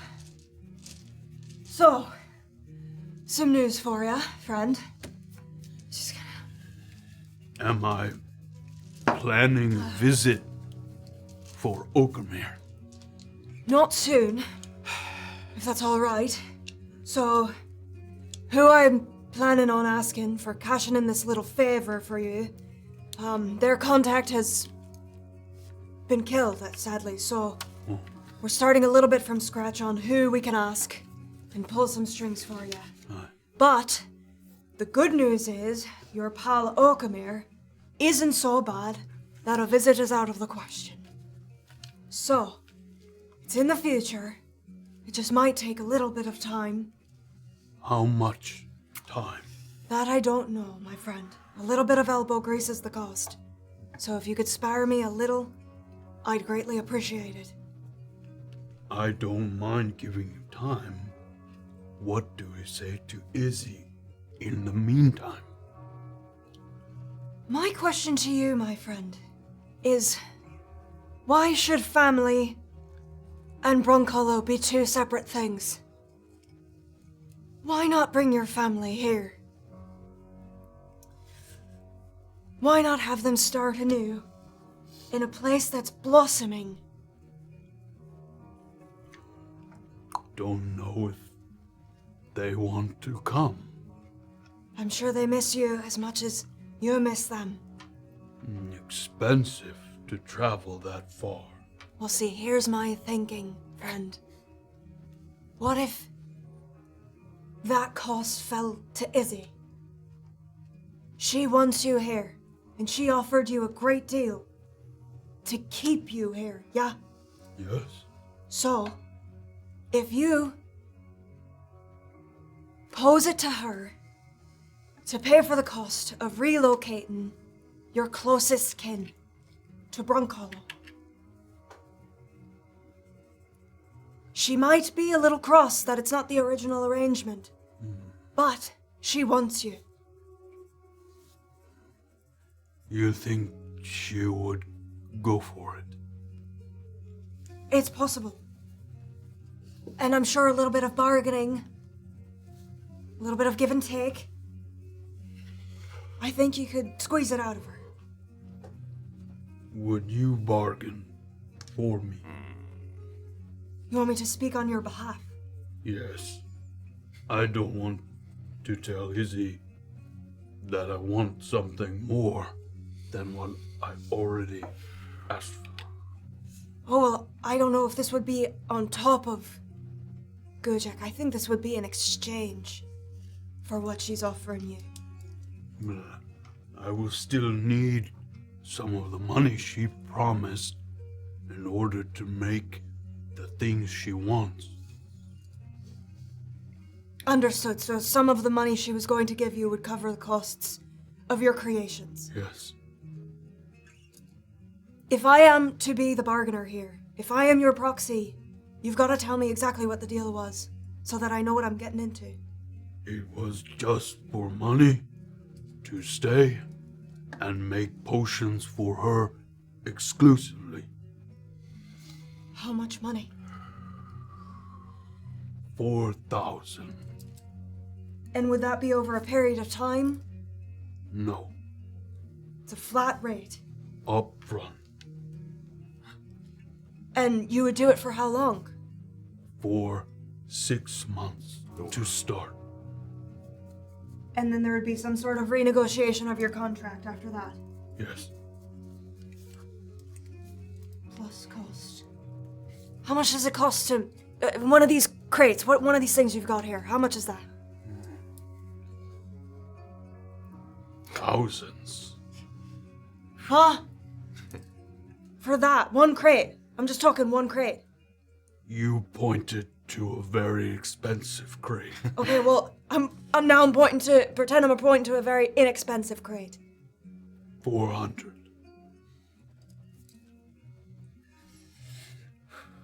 Okay. I can meet with her tonight and negotiate. Is this something that you want? Because I cannot negotiate for this and then you back out. Okay. Yes. We bring Gujek not to the orcs, but the orcs to Gujek. Exactly. Yes. Okay. We say yes to Izzy then. Excellent. and I make my potions here. Good. And then you and I can start this journey. He sort of picks up one case, shuffles it over, picks up another one, and he opens one of his suitcases there. In my village, when you start a new chapter, marriage, achievement, birth of a child, you are gifted a bird in a cage, which you then set free. So you let something go, so you can make room for something new. Sometimes, he moves a couple of things around, it is hard to get a bird. Or sometimes you only have good birds that you want to keep. For those times, we use these. And he takes out two what look like kind of thin sticks that have like an origami bird on the top of it, like a crane almost. And there's a length of string that's hanging from it. And it looks like he sort of motions that you hold the string, and when you pull, that it kind of, it like this little sort of paper object sort of flies off into the air. Oh my god. Doxley, grab it. And he walks over, he pushes the window open, and you can hear a little bit of the wind coming by. All right. Holds it out the window. Pull. Give me an athletics check. Are you serious? Okay. She rips it in. Oh, come on. 12. 12, okay. You give it a pull, and Gujex kind of pulls, and it gets caught by the wind, and it really goes up in the air, spinning, and he sort of watches it go. And yours, it doesn't sort of sploot onto the ground, but it kind of goes sideways through the alley, kind of in the direction of the thoroughfare. But you watch it kind of disappear.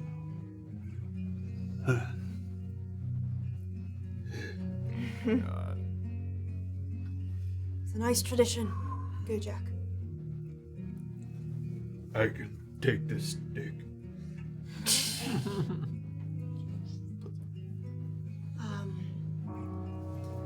Congratulations. Congratulations. Before I forget, I was also hoping you could take a look at something for me. Okay. Doxley's gonna go into her bag. She's gonna pull out the goop, the dried goop jar. Okay. You're handing it to him, or Yeah. something? None of your business. That's what It's just something that I found while we were out in the downwheel today, and was curious if it was of an alchemical nature. Look. Sort of touches the inside of it. It's very brittle at this point, sort of dried up.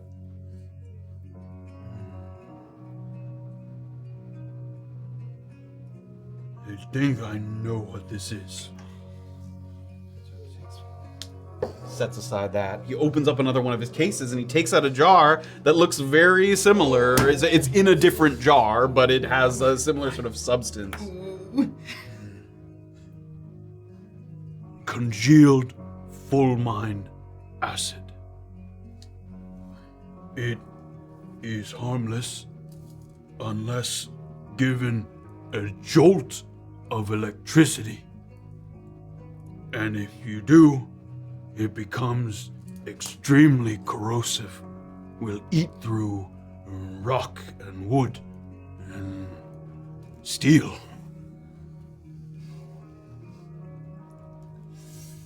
Fulmine acid, sorry. Fulmine. Fulmine. Fulmine acid. Fulmine. Mine. Fulmine. It's fine. What are you talking about? Oh! You just make the rock go crumbly. It's nothing. Would this include natural electricity, lightning? If lightning struck that spot exactly, yes.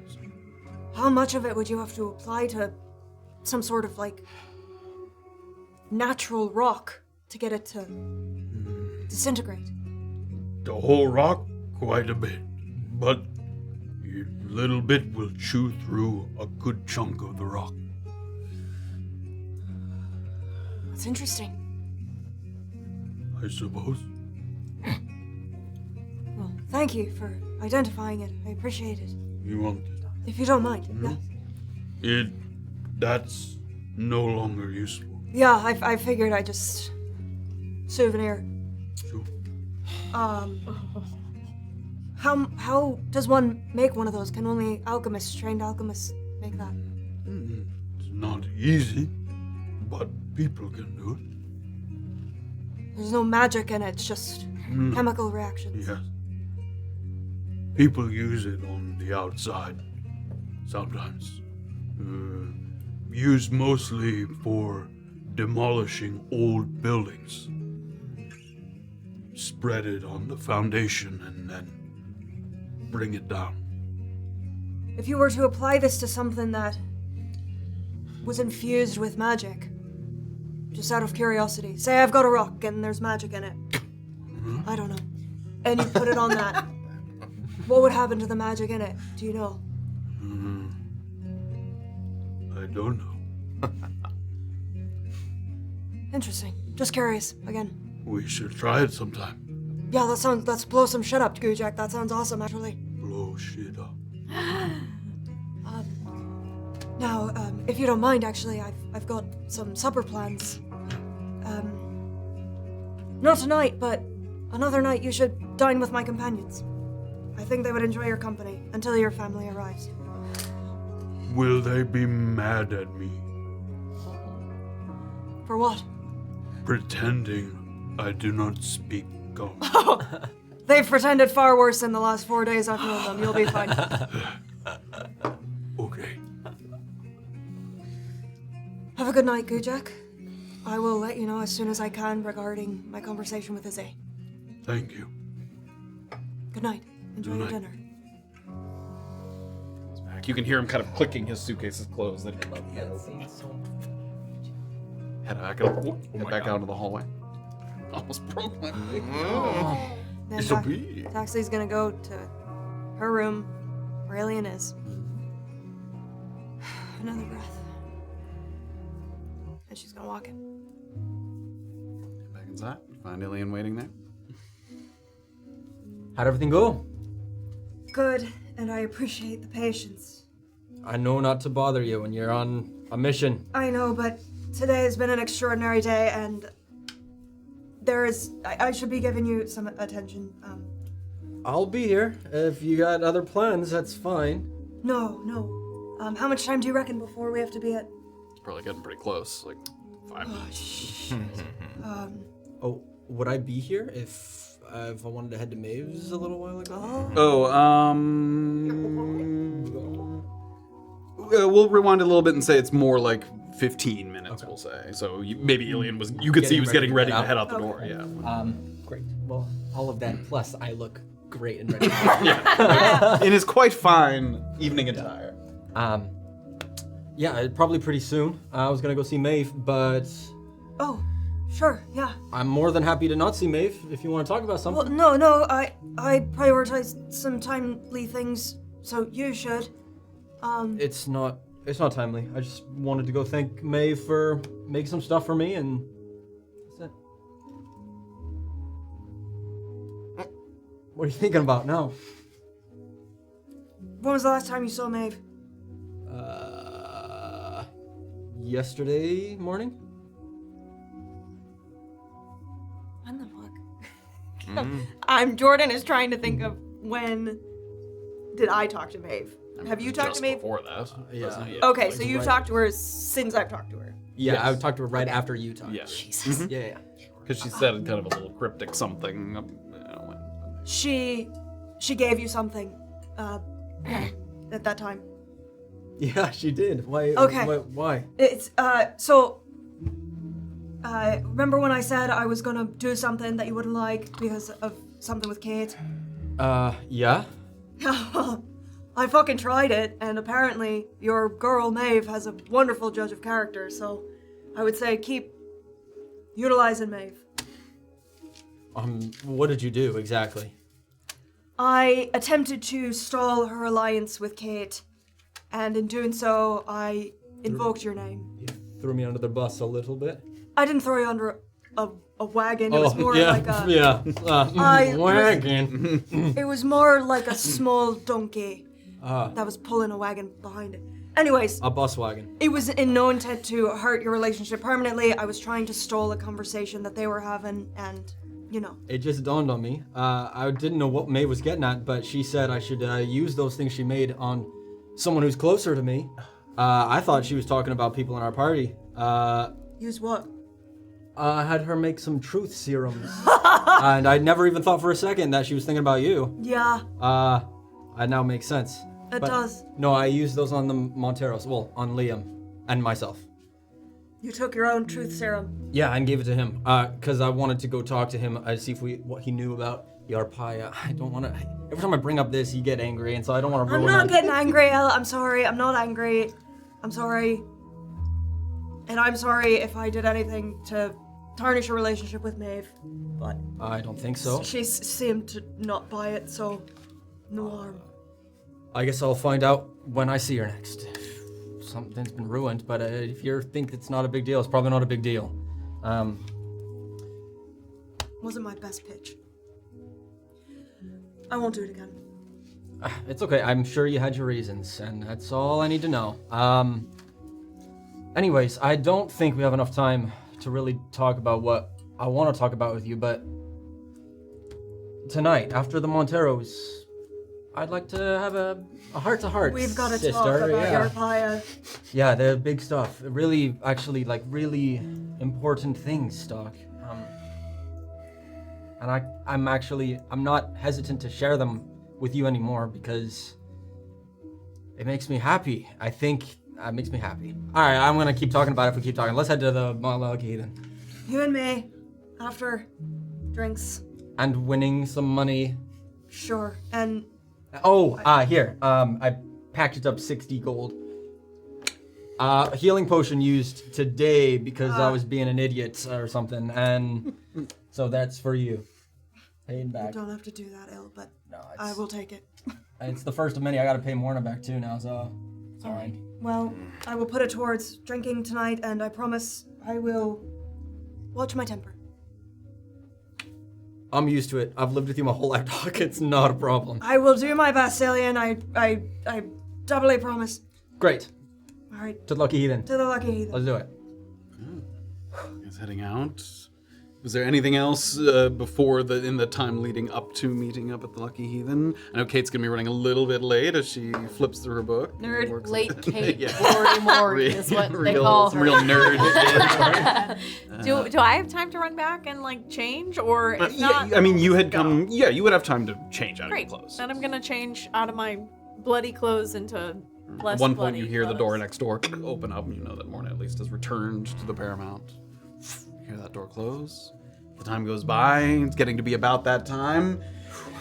A couple of doors kind of click open simultaneously as you feel that hour coming up when it's time to meet over at the Monteros. But that is where we are going to take a break before we we gamble. Yeah. Gambling! Baby. I may ask you for money. 'cause I realize I have You no just money to gave me gamble 60 with. gold and you're about to ask for money Yeah, I back. have no money to gamble Doxley, with. can I have something? Can you please?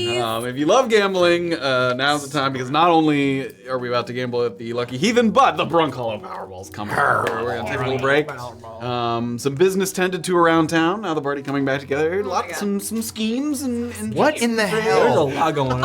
Okay, I just love that you Bone. bothered to lie about this bone, but nobody here gives a shit about the bone. I mean, we would if we knew. Also, I Maybe. called that shit. Maybe we. I absolutely Yeah, you did say it, yeah. I did say that. I'm gonna wager that I still won't give a shit about this bone. Guys, Yeah. that was in chapter 4? You've was been a a liar long since time chapter ago. 4. I was waiting for you to go up there and be Liar, like, "Did you liar. see anybody get Lance kicked the for shit out of hire. up here?" Is Why that would I what- fucking know that though? But that would be Oh, funny. do you not know about? Well, I'm gonna spin around. yeah. And Kate had just the briefest breakthrough with her mom that Jen frittered her way. Went better than the last time. I think. Yeah, Kate gave up, that's why. Aww. When we return, we'll jump right back in. So enjoy the break, enjoy the games, Powerball. and we'll see you guys on the other side.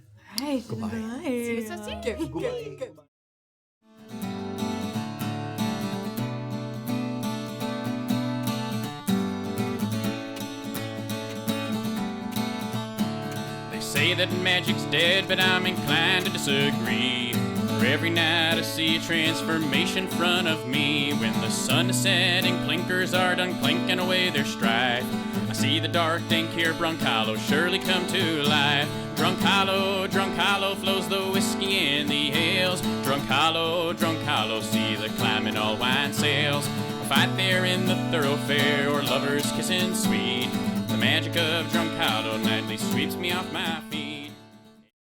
Around and around. Hello, welcome back to Brunkhollow. We hope you all had a lovely break. We have some fun and games at the Lucky Heathen on the horizon. Hell yeah. But before we dive back into the campaign, did you want What? to? Yeah, I'm so sorry. What did you call me? Huh? Did you want to thank some people? Yeah, Oh, but then you yeah. said, what'd you call me? Oh no, that was. Like you were mad at me. No, he was being silly. Yeah. Oh, sure. Yeah, you're funny, I guess. Dave the One resubscribed, Pigeon Ahoy reached Street Streak, Helljack did 58 bits, Rask Venge did 100 bits, Wizrank a sub, Helljack 98 bits, Dave the One 10 community subs, thank you so much. Helljack 72 bits, Jay to the Izzle resubscribed, Wizrank gave out a sub, and then another sub, and then Jay Brownie did 1,000 bits. Thank you all so very much. Thank you all very much. Guys. To you and everybody 1,000 biddies. Ooh, what are those tasty little shots? Oh, it's No better. heat. Never mind. It's like a mint Is that a and new lime. Spindy? It's a spindy It's I good. haven't seen A before. rare spindy. I mean, it wasn't that rare. It was like a Target. It was that dark. Alrighty, we return to the Paramount Lodgings Hotel. We're emerging from their rooms. We have TC, Morna, Illien, and Doxley. Kayt running a little bit late, but you guys are all kind of coming out loosely around the same time. You can, as soon as you start to hear some of the other doors open, then you open yours, and everybody coalesces down at the lobby there. And Clemens has kind of come in from sweeping the porch. He's back at the desk there. Was there a question you had? Did I get a short rest? You guess I came should've. right in there. You could have gotten a short rest. You didn't leave your room during that time, so yeah. All right. Thank you. So if I use a hit die, it'll just be like, use it, comes back. Yep. Right, okay. Just gonna do that real Lucky you. quick. It is lucky for me. Hey, I'll take that.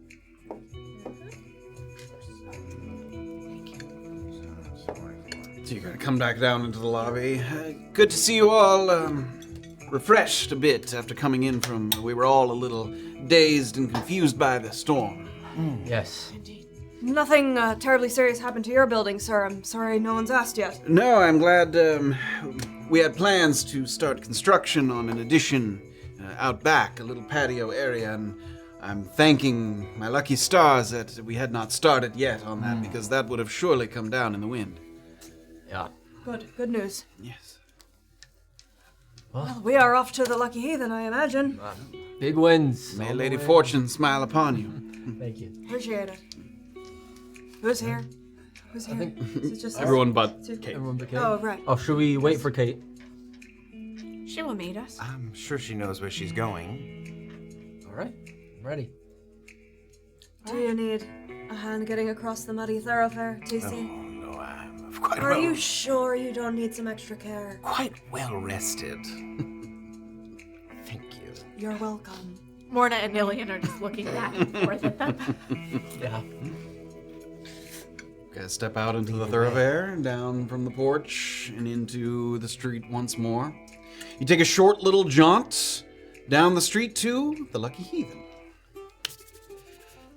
Slowly, as tempers have cooled in the thoroughfare, and people have recovered from whatever damages or inconveniences they've experienced in the past couple hours, things are returning to normal. And for many, that means blowing off a little steam, either in their drink or on the felt. So when you're heading through the doors of the Heathen, you have plenty of company in doing so. There are people very regularly streaming through the doors here.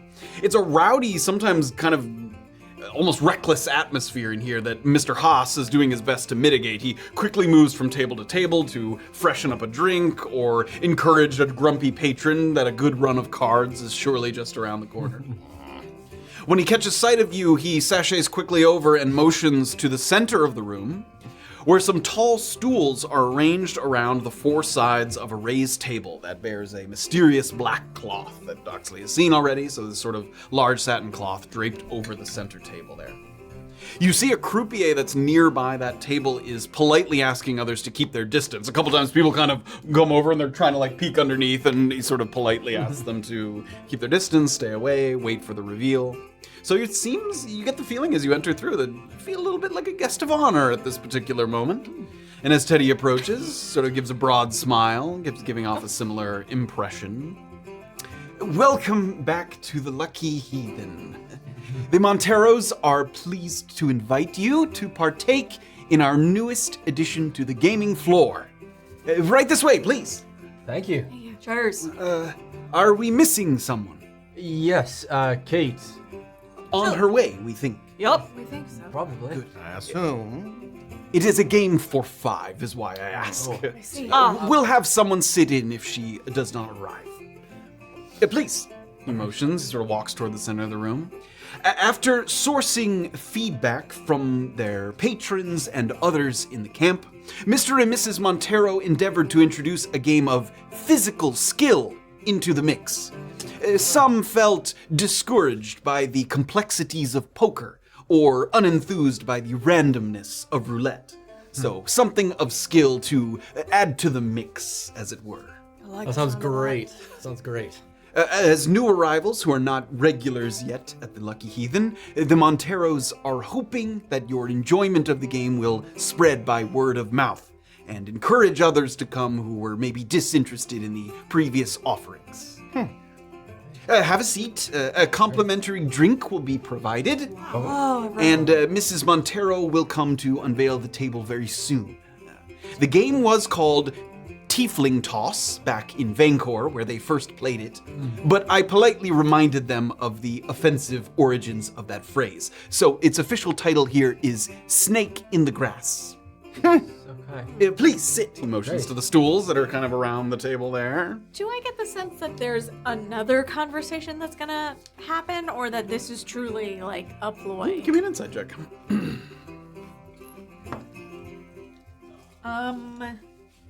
That is a 17. 17. His excitement about the game is not fabricated. That seems real, but it also does seem like you see a couple times he's like checking over to the side where that staircase leading up to the second floor is. It seems like maybe he's been told by the Monteros to keep you guys happy and busy until they're able to maybe have a conversation with you guys. So yeah, you definitely get that sense. Ready to receive us. Also, everybody who's here, give me a history check. Yeah, so curious here.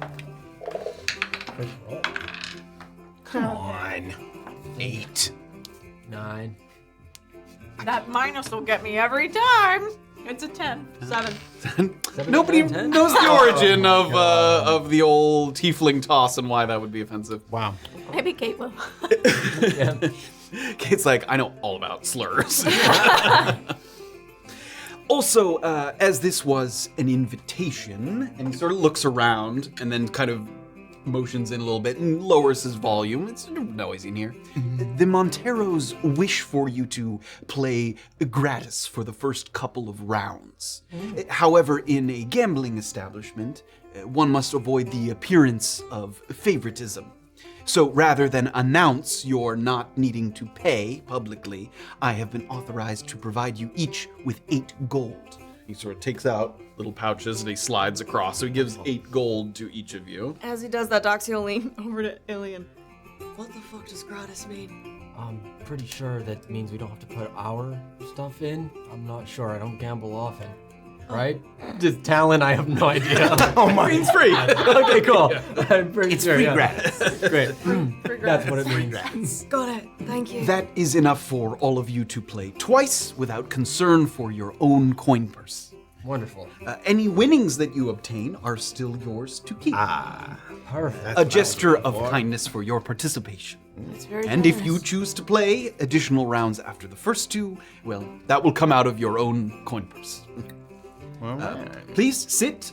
We will bring drinks, and hopefully the last participant will arrive. Enjoy. He kind of moves off toward the bar. You guys have a second here. You're sitting around. I'm excited to play with you guys. You can see a couple people that kind of pass by, and they're sort of Like, they a little miffed that they're not the ones who are getting to sit there. I hope we're not arm wrestling. I hope we are. That would be awesome. That would be pretty cool.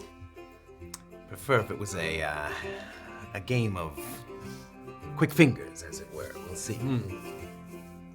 Like, what's that thumb game? You know? A thumb war. Yeah, the thumb war. You're more the thumb war, not an arm wrestle type guy. More like a shifting of cups, perhaps, or I see. dexterity. A show of dexterity. You're losing me already. TC, that doesn't sound too much fun. A waiter comes back over with some drinks of mead God. there for the table. It's not Teddy bringing, but someone comes over with a little tray. Yes, sister. Complimentary on the house. Thank you. Thank you. Well, friends, Gratis. gratis. Free gratis. Yeah.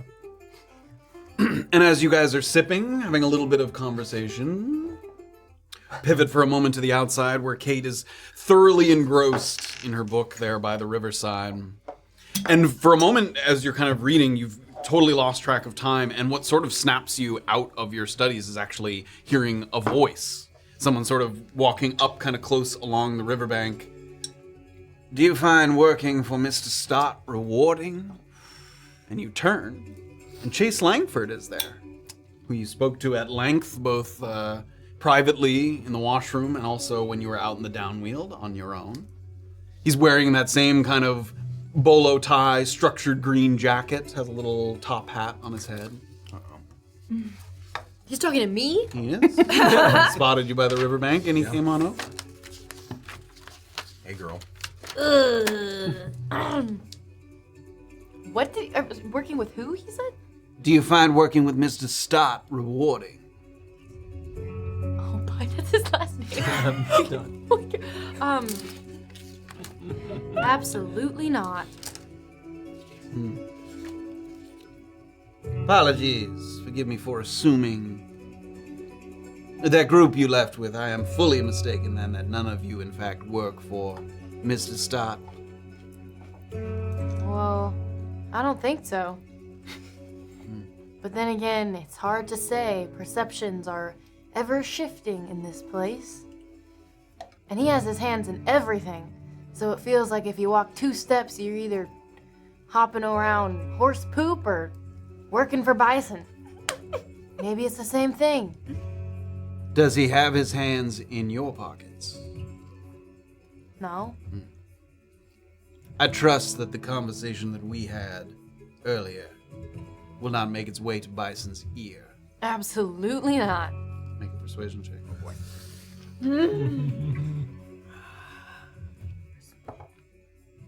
Oh, nat 20, let's go. I'll go. That's awesome. Uncle.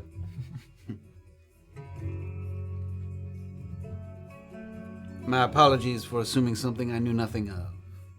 Oh, that's fine. I mean, again, he's got his hands in everything.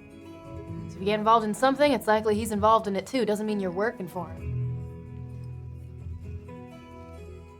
Good evening. And as he kind of walks away, you kind of watch him go. And then you look down, you look up, you see kind of, and you realize that maybe a little more time has passed than you thought. Crap. Okay, so it's been an hour now? It's been like, yeah, well, since you started your Yeah, book, since I started reading. Yeah, Okay. you're able to check off an hour on your studies. Clap together those pages, shove it back in my backpack nice and tight, gather myself. Head in the direction of the Lucky Heap. Alright, head on over. You quickly move through a thoroughfare and you get there. Was there anything on the way, or are you going right inside? I guess, I can probably see the water wheel from here, right? I mean, Yes, you would have yeah. walked very close. And it looks like they've gotten it out of the water. Now it's kind of lying on just on the ground close on the riverbank there. And they've sort of pulled it. You can see a lot of people sort of breathing heavy. And Maeve looks like she's kind of stepping between the spokes and the paddles there just to inspect the level of damage so far. So that's what's going on. Yeah, I'll be back, and I'll head towards the Lucky Heap. All right. Indeed you do. You find your way to the Lucky Heathen, and Teddy Haas, who seems to be kind of on the lookout now that 4 people are seated already, immediately sort of grabs you as you come through. If you would please join. Apologies, yes. I know I'm later than my companion. One more drink, please. He motions to the bar. Would you? Absolutely. Make sure you have a drink. Gets brought over. You're seated in the middle here with your companions. There she is. Oh, what did I miss? Oh, not much. Did you get lost on the way? Oh, lost in a good book. Nice. Seriously? Yeah, I have hobbies. Same one you were reading while we were up in the Weald. Up in the down Weald. Yeah. Cool. Cool. What's going on here? I don't know. We're about to learn. Perfect timing. Yeah. Wow. I think it's a sipping meat. You can shoot it? I think we've had a long day collectively. We have indeed. Someone kind of comes by with a bottle and Yeah. Sure. Fill her up. not free after the first one. How much for the bottle? 1 gold, 5 silver. Ah. Thank you. He hands over the bottle. Mr. One. Such a gentleman, TC. Daddy Welker. Everyone looked thirsty. I think you're referring to my father. TC will do just fine. Daddy TC. Oh, no. You just have a little moment here. Where it's noisy in here, so you can have a conversation without worrying too much about over here. Have you heard of a game called, Toss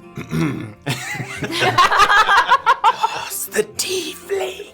Tiefling toss, but... Tiefling Toss! And Give have me a I? history check. Come on, I want to know. Yeah, we do. History. I don't know how horrible this is. 16. 16. Hey. You do, in fact. Yay! You do study. So that, She's that- like, slap me.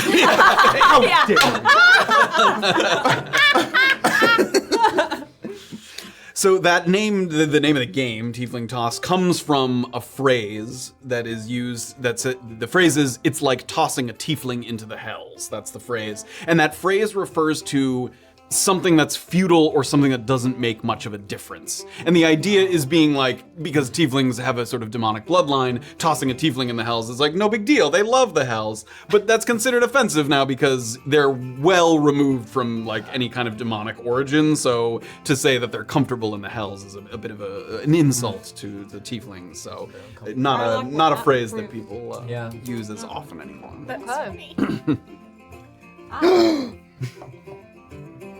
Do tieflings still exist? You remember that hymn where it was like, oh, and these things are gone, and these things are gone. Now tieflings still exist. They definitely Yeah. Teddy Haas. Yeah, is Teddy a Haas is tiefling. tiefling. Okay, that's what I thought. Okay. You haven't seen a lot in Brunkhollow, but Yeah. Teddy Haas is. Oh yeah, Teddy's the tiefling. That's uncomfortable. Yikes. Oops. Yeah. All right. Apparently, is it a game of some physical skill involved instead of... So, who knows? Perhaps we will be punching each other like... What are you doing? Although, Well, I've never gambled before. You're tossing something. Not entirely sure I'm gonna like it. Well, But if there's skill involved, well, that sounds a little more Wow. entertaining. they're giving us gratis money. Your first 2 bets are free. Oh, But don't tell anyone. Teddy had provided an extra little pouch of 8 gold to hand off to Kayt when she arrived. is this for me? I now imagine a little mannequin head with horns that we must toss a hoop onto. Well, I think it's snake in the grass now, right? So Didn't- maybe it's a boulder with a little. You're gonna imagine the thing that was so offensive that they changed Yeah, it that to they're gonna didn't then come up double with it. down on it physically. I just said it, I imagine. We learned it was offensive, and we built a giant. It evokes. They changed it to snake in the grass, but it's still very A obvious. tiefling head. Yeah. Oh my god, that's, Like no, it's a snake. that's very real. well, I suppose we will find out shortly. I wonder if only one of us is gonna win. Like if it's a competition, you know? They said we can keep the money, fun. so... I hope it's some sort of like cards and arm wrestling. That would be cool. But anyway, our job is to put on a good show, make the game look fun. Put on a good show. I don't know if that's an announcement. The only person nearby is that croupier, and he's like, Cool.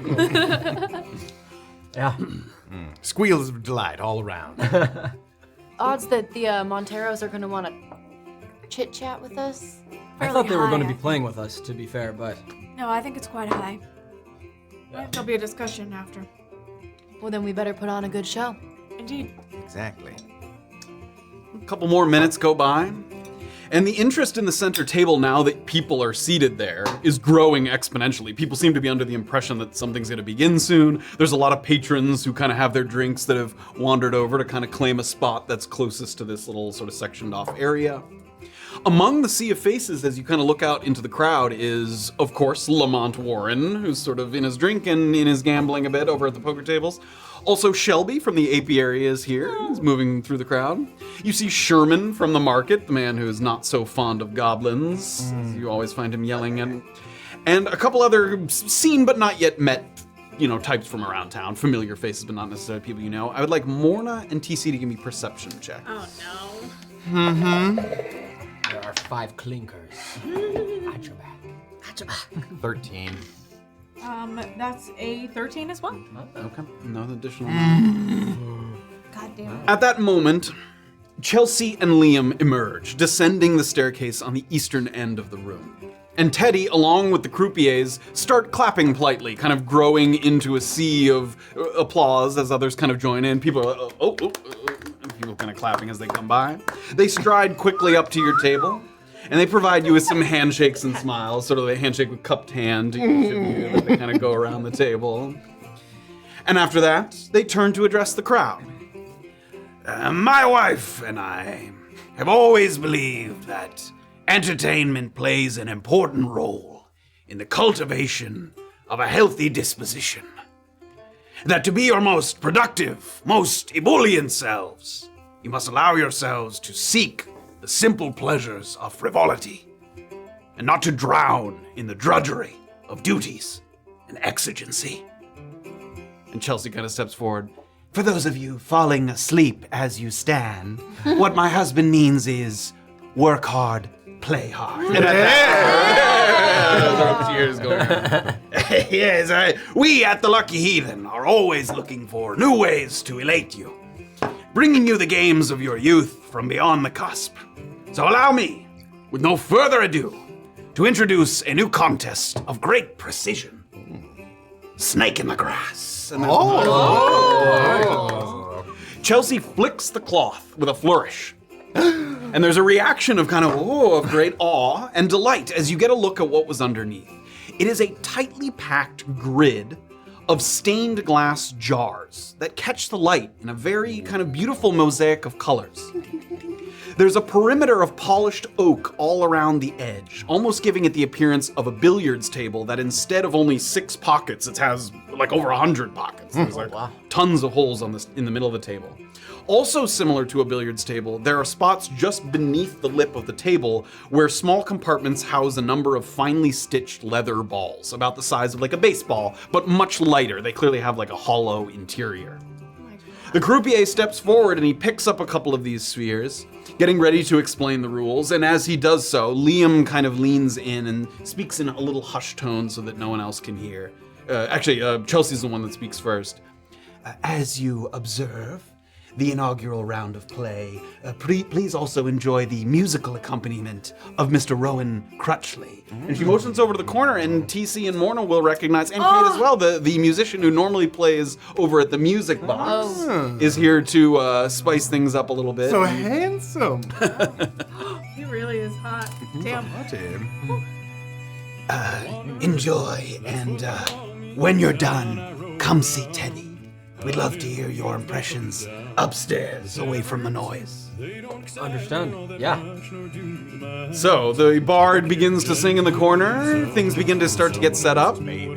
As we're listening and things, could you guys very carefully unhook the cords on the monitor and hand them to me so I can move them? Table transformation. Unprecedented. Whoa, so that's what this looks like? You need a hand with anything else? You dirty bitch. Wow. It's headed west!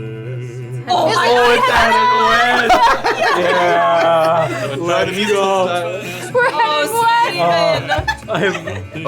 I'm emboldened. I'm ready to play. Can somebody use this song and make like a fan edit montage of Illien, please? Fucking West. Yes. Oh man. On my way home, I want to do this. I will be. Oh no! Oh! God, we're playing. No! What? Okay. Now let me bring up. Holy shit. That's what it sounded like when Chelsea unveiled it. Whoa, Matt! That's what they all said. There we go. Let's turn this up a little bit. Oh my god. There's all these jars that have these nice sort of stained glass color. Let me pull it up. Oh no! Don't break the new game. Those folk tend to work Oh. alone. Doctors Oh my god. not too fun. Wow. Blood and bone. Okay, so I'm going to turn down the music just a little bit for a moment. It's beautiful. That's beautiful. And to make it easier to kind of, I don't know if you can see, you can see the pattern pretty well. Oh, yeah. I wasn't sure if you'd be able to see the pattern very well. He goes and he starts to explain the rules, and I'm going to put something in that doesn't have lyrics just for a second while we enjoy. Thanks, Steven. Beautiful, beautiful music. So, this is the way the game is played. All of you are going to get... Oop, I can grab this. God damn it. Uh-oh. Okay. Nerf balls. Yeah. This is what the graves are for. Will you tap it with your nice nails? Or you can't reach it. ASMR. Yes! Ah, nice. All of you are going to get 4 of the ping pong balls, which are actually the sort of leather balls. Oh. And 4 gold gets you 4 of these balls. So obviously you've been provided with my enough God. to play a couple Okay. rounds. Yikes. Players take turns going around the table, bouncing balls into the glass jars in the middle of the table. You must bounce it on your table, Man. and then in. You can't throw it directly at the cup. Man. So give yourself a little bit of space. This is tricky for me. Yeah, you can clear a couple things. Take a second. That stinks. Let's get this out of here. We need a It does stay. That's okay. Yeah. You win money by landing in the nest, which is the green colors, God. or the egg, which is the blue colors. So green and blue are good. Okay. Green and blue good. You lose additional coin. You have to put additional money in for landing on the snake, the pink, which is like a little snaky S, Oh. or the mud, which is the orange. Oh no. Damn. Okay. There's no penalty or reward for landing in the grass, which is the clear, which is the Okay. clear ones. These hard. Yeah. I'm gonna So suck at excited. this. It's gonna be All bad. the Talk It's gonna be tiefling. A round consists of 5 players with 4 balls each, taking turns bouncing into the grassy area. The board is not cleared until all 20 balls have been thrown. So if someone gets one of the blue eggs, it stays there until the end of the round.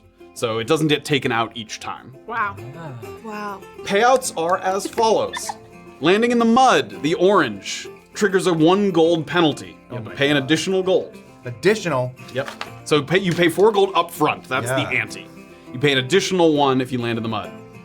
If you land on the snake, pink snake, it's an additional 3 gold penalty. Oh my god. Wow. If you land on the nest, one of the green spaces, it's a 5 gold reward. 5 gold for landing in one of the greens. Landing on one of the eggs, the blue, triggers a 20 gold reward. Yeah, baby. I'm going for it. So you pay Yep. 4, you get 4. If I get 4 clear cups. You've just paid 4 gold to play. Yep, that's basically it. Oh man. Yep. Now, if it bounces on the cups and then off the table, that's fine. It doesn't count as anything. However, there is something called shanking, which is if you don't bounce, what you have to do is bounce the ball, and the second bounce must hit a cup. You can't try to like bounce it on the lip and then into. So it has to go table, cup, and then it can bounce as many times as you want. Is that Okay. clear? Yes. Yes. I think so. So shanking it is if if it bounces twice before it touches a cup, basically, and you have to pay an additional gold in if you do that. Ooh. Okay. If both eggs are claimed, both blue eggs, that's called poaching the eggs. Oh my god. And everyone at the table reclaims their 4 gold ante. Everybody, even if you weren't involved in poaching the egg, you still get the 20 gold reward for the egg. you make and then everyone else gets to reclaim their ante. It's a team effort. If in one round, there's a couple sort of team things. That's the one of them, poaching the eggs. And then the other one is if all 8 nests are claimed, all 8 green spaces in one round, that's called trapping the snake. And that round immediately ends, and every player gets 50 gold. Whoa! Yo! Oh my For god. trapping the snake. Alright, squad. We gotta trap that snake and poach them eggs. Do we have some like glue that's easily accessible? A couple loose ones, just a couple. I have some piece of I have double-sided tape. Oh, that might be, Whoa! maybe good. Or did It just so happens. Poppins bag. Carry scotch tape, right? Specifically double-sided tape. Got some bonus. It's good for Erica resin. hair. I just wanna. Can I help? I knew there was a reason I had this on me There today. must have been. They don't need to, because the ping pong balls are pretty. Oh yeah, this works. Jordan, this is great. Oh, okay. Yep, this works great. Huge. Erica, saving the Coming in day. clutch. Just in case here's some Gorilla Glue. Great. This one's Yeah. Could I do another piece, please? Yeah, if you do. Oh my Because god. the ping pong This balls is so don't fun. exert. We do this for 3 hours. I am going to. If you hit one of your companions in the face, you You get to laugh. You get a good laugh. Some say that's worth more than. So yeah, I didn't know how easy the pattern would see, but you can, if people want, I don't know, if people want Oh, to yeah, be yeah. able to see the markers. Yeah. Thank you. What about a Yep. practice round? No practice. This is our round. practice To round. find- It's not You our got money. paid to play. That is your practice. yeah. So, with a little bit of cheer and excitement, I'm gonna hand. Oh my god. Yes. Oh yeah. Wait, does everybody get 4? Everybody gets 4. Oh, Wow. baby. And so we All the way down. give up 4 of the gratis gold. Yes, you've been given 8 gratis gold. Yeah. Yep. Got it. Oh my god, it's gonna be Oh my so hard God. to bounce once things are in the cup. Money. This is absolutely wild. Yeah, remember, it's not shanking. If you bounce it and it hits a cup and then goes off, that's totally fine. It's not like you don't get penalized. Yeah. Can we? There's like about 4 inches of table here, Yeah. but we can't bounce it here, right? We have to bounce it here. Yes, you must bounce Okay. it. Yeah. Can we pull it? Can I? Should I move my Yep. monitor No, and no. then we can? Yeah, you can pull it if you want to move it on. Watch I'll out. leave that up to It's on you. the That mud. might hit the mud and break it off. It do be Does muddy. that move at all, or should I do this? Yeah. Yeah, is that okay? Is that okay with you guys? Yeah, totally. Okay. Cool. Cool. I mean, Do you have the zoom on For this? part of it. Oh yeah. Can you Here, zoom in just I a can little bit? reframe. Get that a little closer. Noise. It was working earlier. Hold on. I'll be right there. Balls, please. Just somebody. Oh, you don't have it. Boom. ball me. Call me. All right. Oh, Very good. man. So we'll wait for Doxley to return. Sorry. Just testing the buoyancy. You do not test things, young man. Ever since the great level up incident of Great level 2024. five. Yikes. Well, you are under arrest. Great. Thank you. All right, Oh, the man. game begins. Everybody give me an initiative roll. Yeah. We'll see where it starts, Okay. and we'll go clockwise from whoever rolls. Do we that. use our or just flat? Table roll? Sure, no, use your initiative. Why not? Oh, Oh, how very Nat 20. Oh, perfect. looks like we might be starting there. 10. 10. 19. 19. Writing our Probably initiative. Just initiative, yeah. 11. All right, Morna's gonna go, and then it's gonna go clockwise. Okay. So Illien will be after. I don't that. want it to start with me. Morna leading the pack. Yeah, and if you need to move that. All right, Morna. I don't know if you need to I don't move think that. that moves. This won't Oh, move. that's yeah, space, it's yeah. an obstacle. She's for- on there. You For land me. in there, it's called black hole. And you lose everything. Okay. New character. All right, let's put on some Yeah. Czajkowski jams again. Yeah, let's do it. And, All right. the game begins. Come on, Morna, you can do it. Skyroll? No, this is Hunting West again. Oh, hey. Track. Morna! Get out of this establishment! You are fired! Oh, goodness gracious. Morna does a fucking victory lap. Morna. Lucky he There is a roar of cheers as the very first throw. So good at gambling. serious? Did your family create this game, Mrs. T? Morna, She's like, that I've was, tossed a few tieflings in my time. Morna, that was hard. Morna is like, You get a payout of 20 gold right off the bat. Wow, Morna. wow. So we have to poach the egg, guys. We have to poach the egg. Oh, Lordy. so fast. All right. Trap the snake first. Oh. All right, I'll go for a snake trap entrapment. Here we go. Okay. All right. Well struck. All right. Oh, no. That's all right. What Doc. happens? What happens to that? Nothing. It's just nothing. It just counts as if it's the same as. Tough go, Doc. There's It's too okay. much mustard. Yeah, a little much. Oh! Ah. This is a Close one. difficult game. Oh, that was All right, close. Morna. It's all you. Morna, carry us home. Oh! I'm gonna So close. I would have. I would have. Wiped. We would have had to stop the stream so I could wipe my pants. Also, the Monteros would have been really thinking you were cheating. All right. No, that's an extra gold you have to pay. Fuck! Doxley! Naughty! Keep your mouth shut. This is how it's done, my dear. Oh. Oh, at least it wasn't a snake. Close. Oh, that's a 3 gold penalty on the Hate snake. to see it. Oh my god. I need to study this. Yeah, what's her moves?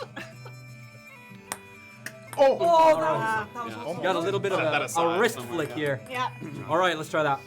Too much! Oh! That was so much. Let's go. That is a 5 gold reward. For Let's go. We're gonna have to turn the game down on our microphone. We are probably. Holy. Way to go, brother. Thank you. Yeah, More I'll to try come. yours. So you put a lot of mustard on it, but it's vertical. No. God, Did that hit a cup though? You went It with your hit a arm. cup. It hit a cup. You went with your arm. Morna was How more much of a gold wrist. did they it was a That's what I wrist. wrist flick. Well, they gave you 8 Eight because gold. it cost 4. They said it was 2 rounds. Worth of They gave us these. Yeah. All right, I'll try to get that thing in the middle there. Get it, TC. Oh no. Okay. Oh. You were locked Set in. aside. Oh, Set aside. Come on, Morna, let's go. All right. Come on, My last one. I gotta go for the egg. Okay. No! Oh, that's a shank. That's a shank. So 1 gold penalty there. Too much risk, brother. All right. Oh. Shit. All right. It's the first round. Oh, at least it save. wasn't the Almost snake. snaked it. Thought I could dance on the edge. Yeah. Oh! Hey. 3 gold penalty. Hey, 3 gold maybe gambling is not your thing. At least I'm trying. Are we? We're all the way through. Yeah. All right. Alright. Sweep the board. All right. Again! I must. Quite fun.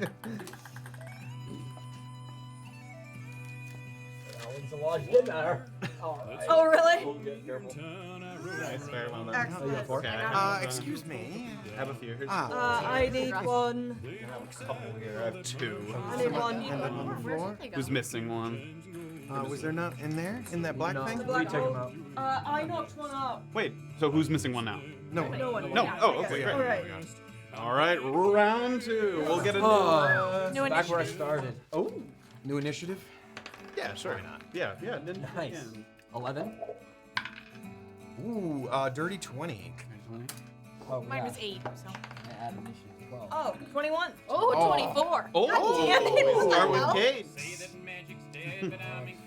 This bard's pretty good. Lady. Oh, Yeah, is this the music that I was? You were talking about? I wanted loud music. He's quite good. Yeah, he's delightful. You've heard him maybe I before. shouldn't have drank all of that. The music box, and he is very Careful. Pretty attractive. He's very good. Yeah. I see. Oh. Fine try, fine. Oh, it's not my turn. Go. Distracting. Nice try, TC. I got 2. Excited. Fancy in your fancy. Oh. Morna, you've lost Never your shave, touch. bitch. 1 gold. Ooh. All right. I'll take that. Board is still clear. Gods. Guys, I think the goal is to get the balls in there. Very funny, brother. Thank you. Drunkhollow. Drunkhollow. Pours a whiskey All right. in the ale. All right. Good first round. Hello. Is that another shank? Interference. That was kind of from the. Maybe you should have quit while you were ahead just like last time. Goodness gracious. Mark the. Was that another shank? Yes. Yeah. Mark another gold. Oh. Oh. What do I 3 do? gold penalty. 3 gold penalty. Yeah. Fuck. That's tough.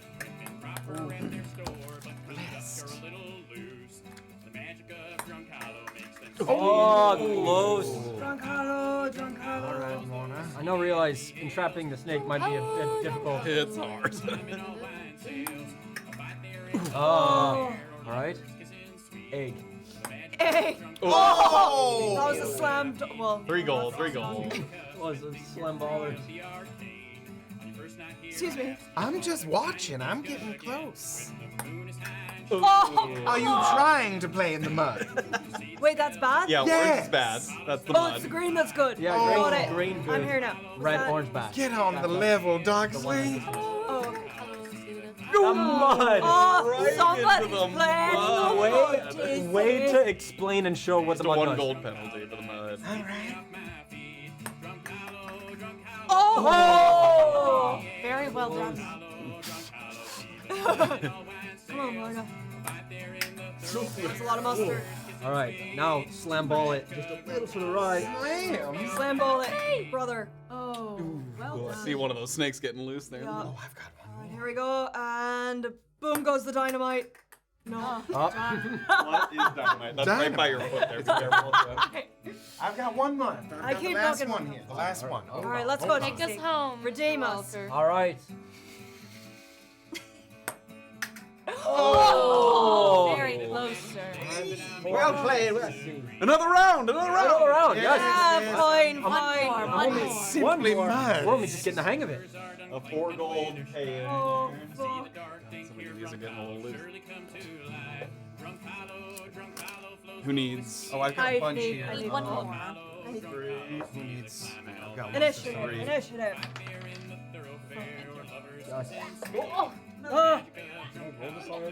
Thank you. All right, all Go right. on, Doxley. 19. Mine is 10. 6. 10. 20. Oh, I just simply can't be first.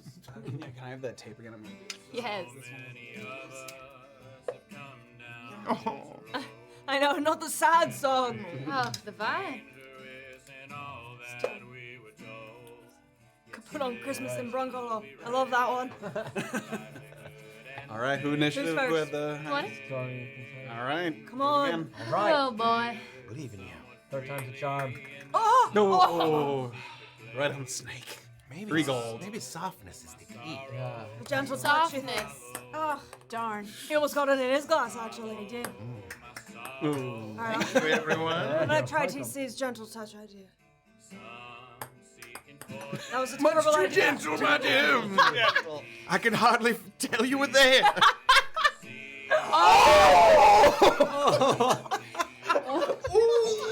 The perfect set. Oh, the cusp! Oh, I was cusped. I could taste the gold in my meaty mouth. So close, TC. So close. God. Oh my god. Oh, just skipping across. Still very good, very good. Well snaked, everyone. Poor Matthew. Ooh! Give me that back. God. Man, All right. dancing. Okay. Finding the sweet spot. Right into the mud. Stupid! Oh, man. What is that? That's 1 the gold goal. penalty. Darn. That's fine. Just fine. Oh, Oh! Shit, I just dropped one. That wasn't thrown. Where'd it go? Thrown. Thank Oh, you. it's by Morna. Oh, Morna, excuse me. That might count as your turn, I believe. Alright. Drop it so willy-nilly. Please control your ball. I dropped a ball. God. Okay. Everyone seems to love to All right. give them to me. New try. This one's for the patrons. Hey! Alright. Oh! Alright. Here we go, and boom. My goodness. Doxley, I thought you would be better at this. Why? Throwing those spears all the time. Yeah. Good at throwing things. Javelins, I mean. Ooh, sorry. little side throw. We're gonna be finding ping I pong know. balls for the next year. Oh. Morna, you started very. All right. very All high. right. Oh, I know. Illien, come on. First round had so much gold. All right. Here we go, and here we go. Oh. God, by the How much is that? power. 3 gold penalty. 3 gold. All right. I have lost so much gold already. Here we are. Final one. It's a great game. Yeah. Come on, TC, you can do it.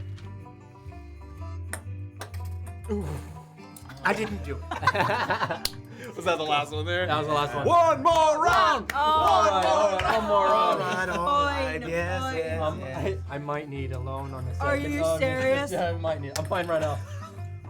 You might need a loan. got The two first here. 2 rounds were free. And then I got another round, but then I hit red. One right on your feet there. Yeah, I got it. All right, who needs? I do. I need one more. Sorry, and then Well, I'm sorry. I need one You more said now. one- One more now, but you have 2 for me. I need 3. There you go.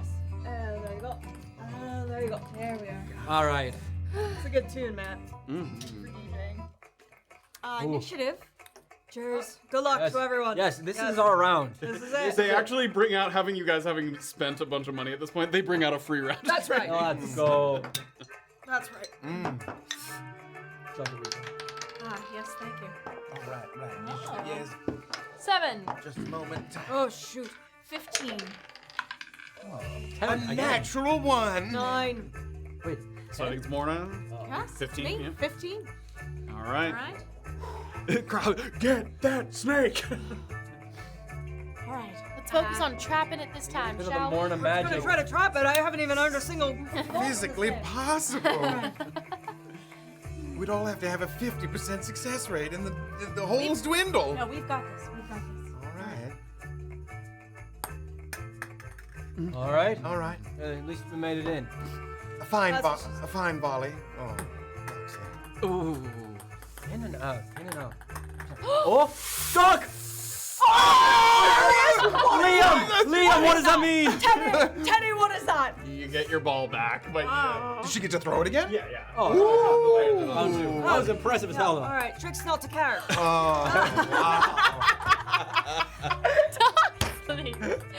In that case, All right. OTC.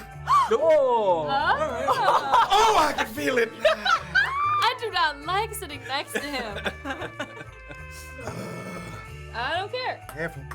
Careful. Oh, Careful. I don't know if the trick is not to care. Nice. That is so much. Oh, it was too much mustard, as you say. Maybe it's got to come down from higher. Huh? Oh my. Oh my. Oh no. I just try new things. I don't know. Just try new things, yeah. Oh. God, I just, What were you going for that just time? want to get it on the board. Just to get it in the cup. On the bard. On the board. Sorry, Doc. Well, the one time you. It's not fair to make fun of other people's accents. Oh, TC. The Clear King. The clear. Come on, sweet Morna. You still trap that snake. We can still do it. Everyone's got to hit from here on out. Damn. All right. Wait, is this the All right. last? I thought there was 2 left. I got Well, two more. yes. Okay. All right. There's 8. Super soft. Super soft. Oh, I see. Nests. Oh, okay. I'm figuring this out. One more round. Oh no. I just want to get it in a cup. Right back in your face. All I want to do. Oh, close. But it's broken. This game's broken. It's part of the game, TC. At the end of the round. The croupier is like, I mean, this is a fantastic game. Time. All All right. right. Come on, gang. That's it. What are you doing? You're skipping a No, turn. I'm just. I always have to get a turn ready. So I watch you how you do it. one in the chamber. Oh, damn. Okay, gentle, Lillian. Gentle, very gentle. I'm getting it. Oh, You got on, Yeah, and you that didn't feels- lose a point That for feels it. like a victory in Yeah. itself. Good job. All right. What are you doing? Don't put those in your mouth. What are you doing? Were you gonna fucking Kick that guy out of here. I was gonna. get that little freak out of there? Oh, Oh, Little freak. bless. all right. Oh. That's Was that the crazy. final one? That's it. All right. No, let others get a turn at the table. One What a more. fun Morna. night. I just figured it out. Do you need money to keep playing? Just one. One gold. I'm begging you. Just one. I'm figuring out. You saw I was getting it consecutively. Illien, you have Hold on. Will 1 gold get you? Will you have I feel Illien's got I'll have his silver. coming. I'll front. Not a single. I'll front your full cent. gold, You will? young man. Yes, You'll float in me. full. Thank you, TC. You have 0 gold. Well, thanks to TC, I have 3 now. No, you've got 4. Take all 4 of the gold. Perfect. How You need to have at least 1 gold in your flipping pocket after this. Oh my. Okay, I have understand how seen this the game works. dangers of gambling and how it may corrupt men. I think I have one down. There's tons over here. Oh, yeah, I need Billy. I used to preach about this. Kayt. One more. I need one more. Yeah, here, Morna. Okay. Does everyone have 4? One more. Yes. I can't believe we haven't lost the lead. All right. Ooh, 18 initiative. 18 initiative. 9. Yeah, but you I've have lost higher a lot dex. of money. Ew. I'll re-roll off it. 6. Oh, reroll. Oh. Okay. Illien, when Reroll? we're done here, you're gonna have to explain to me why 10. you 15. Ah. pay for a single round of a gambling game I did. that costs 4 gold. No, I did because I won the first round. I got 5 gold, so I did pay some.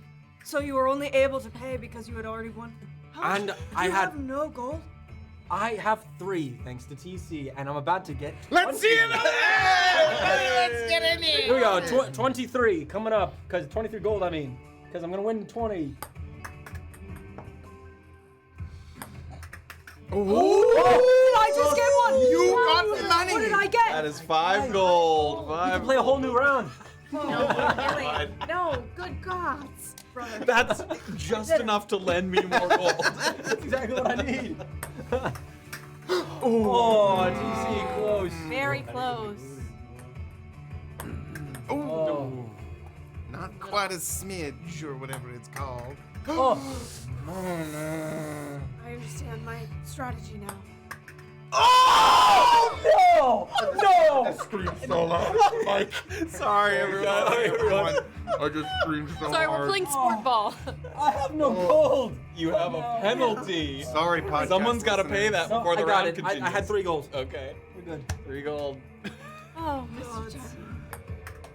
Oh, of course not. If he's hadn't have been there, you might have gotten that in the blue. No. Phone it home. 3 more gold penalty. 3 gold. Checked out. Ooh, close, Morna. No! Doc, I need you. I need your help, Doc.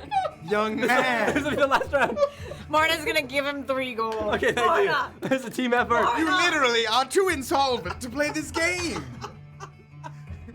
Alright, Doc, it's your turn. All Ellen. right. This is not good. Oh, Mother, Mounted the you previous get ball. Your bullshit out of there. it's no, I can't. Now there's so much in the way. There's nothing to get but the blues. Oh, it hurts.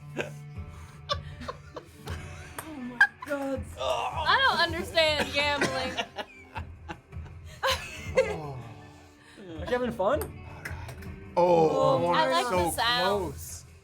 Does everyone remember when Morna got it on the first try? Yes. That's the Oh, only reroll? You can take that one back. All right.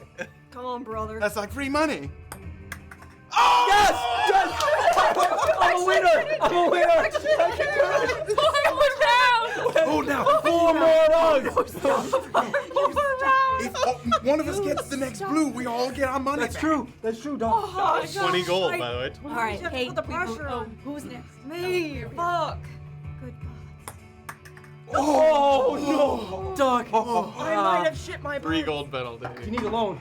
No, I don't need a. Now, if someone gets this, all those penalties come back to us or no? No, just the ante. The Oh. 4 gold ante comes back. Still Well, good, then Doc. fuck it. I mean, this is so fun. TC, please.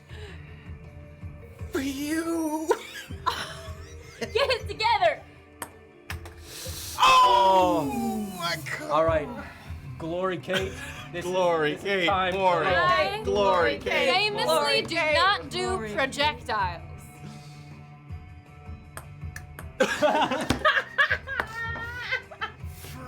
Francis. Was that the last Still one? don't Last know. one. It's me. It's me. Oh. Oh no, it's me. Oh, Morna to Illien save the went day. first.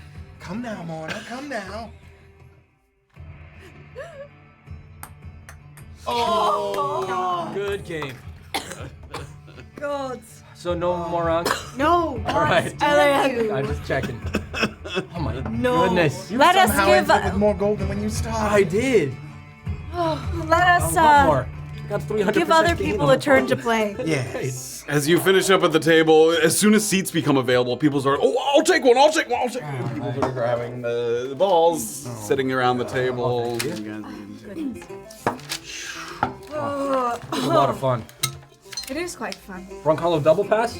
No, you All are right. not gambling anymore. All right, you all don't right. have any gold. I do now. I do have no money, brother.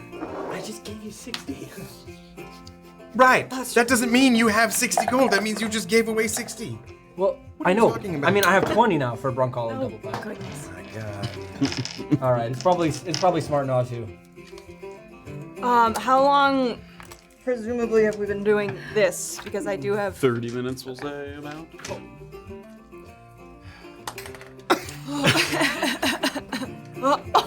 You can't even get it in there.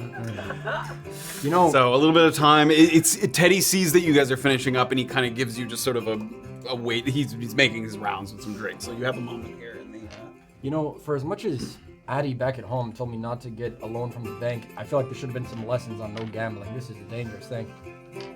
Yes, Illien. I think you of all people should not be gambling. Have you been to Crenshaw's? He has these thumpers. If you just hit the jackpot Oh, I a met couple him times. today. He said that he invited me to, bumper thumpers. Yeah. And everyone should come. We're gonna play some bumper thumpers. He invited you to bump That his sounds thumper. like a No. private affair. Come now. Bumper Those thumpers. thumpers are Oh, expensive. no, they are, it is, like croquet, I suppose. Yeah, except huge. A gentleman's game. I confess I haven't played. I have seen You gentlemen just said you have to play. hit the ball really hard through maybe a hoop like I a, could probably handle that. With like a hammer? I hope so. Yes. I hope we get to try out the thumpers. This sounds extraordinary. Yeah. And he wants to play soon, so we should do that soon. We do have other things to do besides games, but it was fun. That was so fun. Oh yeah, do we need to talk to Liam and Chelsea? Yeah, I believe so. I'm sure they'll make themselves That was a blast. the opposite of Do I scarce. see anybody else No. that I recognize in this? yeah, now that you guys are down off the platform, you can give me a perception check. Yes, thank you. Ooh, a dirty 20. Dirty 20. Are we all doing it? Natural one. As you're kind of looking around, again, you see some of the faces that you saw before. Lamont Warren, Shelby from the Apiary, Sherman from the Market. One other face that you see, and at first you kind of glance by them because they don't register immediately. Like, it's not someone that you've seen frequently around town. You kind of pass by them and then look over, and kind of sipping a drink and sort of watching over a game. It doesn't look like he's playing at the moment, but he has a drink in hand and he's watching sort of a game of cards. Might be some Brunkhollow double pass happening. Is a man who you don't recognize without a noose around his neck. The man that you and TC stumbled on by in the downwheel that was in a dire bit of trouble has made his way back to Brunkhollow. I believe you heard the other people say his name. His name was Acton. Yes. Acton. In You chapter see him- 14. Yes, a Wow. while back. Wow. So evidently, it gave another chance, escaped something that got him out of. Because the last you heard is they were taking him back to Fort Contrition to see if they'd lock him up. I'm gonna give TC a little nudge and point him out. And again, you see him. He seems to be kind of smiling and watching the card game. It was not for naught. Bold. Bold. Who knows? Are we waiting for them? Yeah, Teddy sort of motioned that he might come by. You guys Morna, are we waiting? I don't want Let's to. have just a moment to mingle, catch up, and just while you're waiting for Teddy to come grab you. Looking around makes me realize, aside from you guys, and a handful of other people, Crenshaw and Maeve, I don't really know anyone in this town. We have only just arrived. These are large grapes. Oh my god. Full of don't get the nature's grapes. nature's candy. Imported Juicy. from Saywall. Yeah. Saywall grapes. Dripping with nature's juice. Saywell has the juiciest grapes. Really? Yeah. So what'd you think of gambling? Since your first time? I find it untitillating. Oh, Huh. Maybe just haven't found your game yet. always a sad Yeah, thing to hear. There's cards and roulette. No, I agree with you, Kayt. I don't think that it's enjoyable for a little, but not something to make a habit of. I find myself uninterested in physical pursuits that don't allow for improvement through rigorous practice and training. There seems to be too much luck involved in this. There was quite a bit of luck That is involved. true, yes. I don't know, if you just throw it right, Yeah, get it in there. I think if you practice Do you think if you train... I think this one could actually be a gold mine. A little expensive to learn. Do you think we could build one of our own? That's a great idea. and practice like in a league? The amount of gold you would have to spend. You know what I think I Might would as well enjoy more if the scale of it was like 50 times as big. If you could throw Oh, a jack. Crenshaw would love to hear that. We'll play Crenshaw Bumper Thumpers and Crenshaw Still taking with the glass. Yeah. boulders. All right. Yeah, that's awesome. I think that's going to be a big success for the Monteros. It is quite fun. Even when it wasn't my turn and you guys were throwing it and it was dancing along the cups, I felt something. I was like, whoa. Again, Illien, really, you cannot go to the gambling tables. This is not something for you. Have you ever heard the phrase, the house always wins? Yeah. He's used to be in the house. Just keep it. Yeah. As DC says that, he like looks past Illian's shoulder and Mr. Warren's there and he's like, oh, he like lost another big hand. You can see him sort of, As evidenced by our first wild hotelier. Oh, yes. Yeah. Mr. Welker, you strike me like the kind of person who grew up a little boy on the streets, running around in corners, playing little games of trickery with little balls and little cards. That's a crazy range. Little TC and his little balls were on the street, I suppose. Running around in a scruffy little coat with a little top hat. As a child, with the top hat? Yes, since the day I was born, I dressed as you see me now. Vest and ruffles included. I figured you'd be better at something like this. Again, I thought I would have been, being a flick of the wrist, but as you say, too much luck involved. So for me. much I'd rather is play luck. cards. Yes, I didn't do anything special to get it in there, and then I never got it again, so it is quite luck. Maybe it was the relaxed state of mind. Perhaps. I got more amped up as we went. And So my you did aim got enjoy worse. it. I did. Okay, cool. I did. But I'm not going to throw my life. Oh. Would you mind joining Liam and Chelsea upstairs? Yeah, great. Yeah. I hope we put on a good enough show for you. Yes, I hope you enjoyed. So much. game. So much. Good game. Please, right this way. Sort of leads you over. And the upstairs portion of Lucky Heathen, which might, never be seen by certain casual patrons or even some of the regulars here, it's fast becoming a regular part of your attendance here. Like most of the times you've been here, or at least half the times you've been here, you've sort of had a meeting or something in the upper level. You pass through the swinging gate that Teddy pushes aside, leads you up. You ascend the stairs, and you return to that long hallway that has at least 8 doors end to end, like 1, 2, 3, 4, 5, 6, all the way down. It has a hotel appearance, despite not serving that function, to your knowledge. The first door on the left is open, and there's like an inviting scent of incense or candles wafting in. It's that same room that you spoke to the Monteros in before that has that sort of high-backed, upholstered leather couch, some chairs that have been arranged into a circular seating area. So once again, a sort of receiving room of sorts here for the Monteros. He pushes open the door and motions inside. The Monteros are not in there yet, but I understand they will join you very shortly. Very well, thank you. Thank you very much, Mr. Haas. He makes his way. You guys kind of look in. You're alone in this room this time for a moment, as before they were already there, so you have a moment to kind of just look around. Does anyone have any idea what this conversation is pertaining to? Not I. I never got my reward from them, though. Oh. Did you ask for one? I mean, yes. But you never received it? Well, I wanted a meeting with them, so I guess Well, this we is are. it. Morna, don't you think we should tell them about what we No. experienced? We don't know enough. We shouldn't tell them anything. We can't share with them at least what we shared with Mr. Bison. Do you trust these people? More than I trust Bison. We shouldn't tell Bison. Gods no. No, we shared things with Bison. We didn't share what it really was, No, and but nor we would I ever. No, but we can share what we shared with Bison with the Monteros. Yes. I don't think that's a good idea. I think the less people who know about it, the better. I'm gonna tell him. I mean, they're Kayt, please. they were pretty involved with the statue. They deserve to know that it's been removed. What you guys found, at the very least, on the surface level. No. Yes, they do. Why? Because they know things about magic, probably more than any of us do.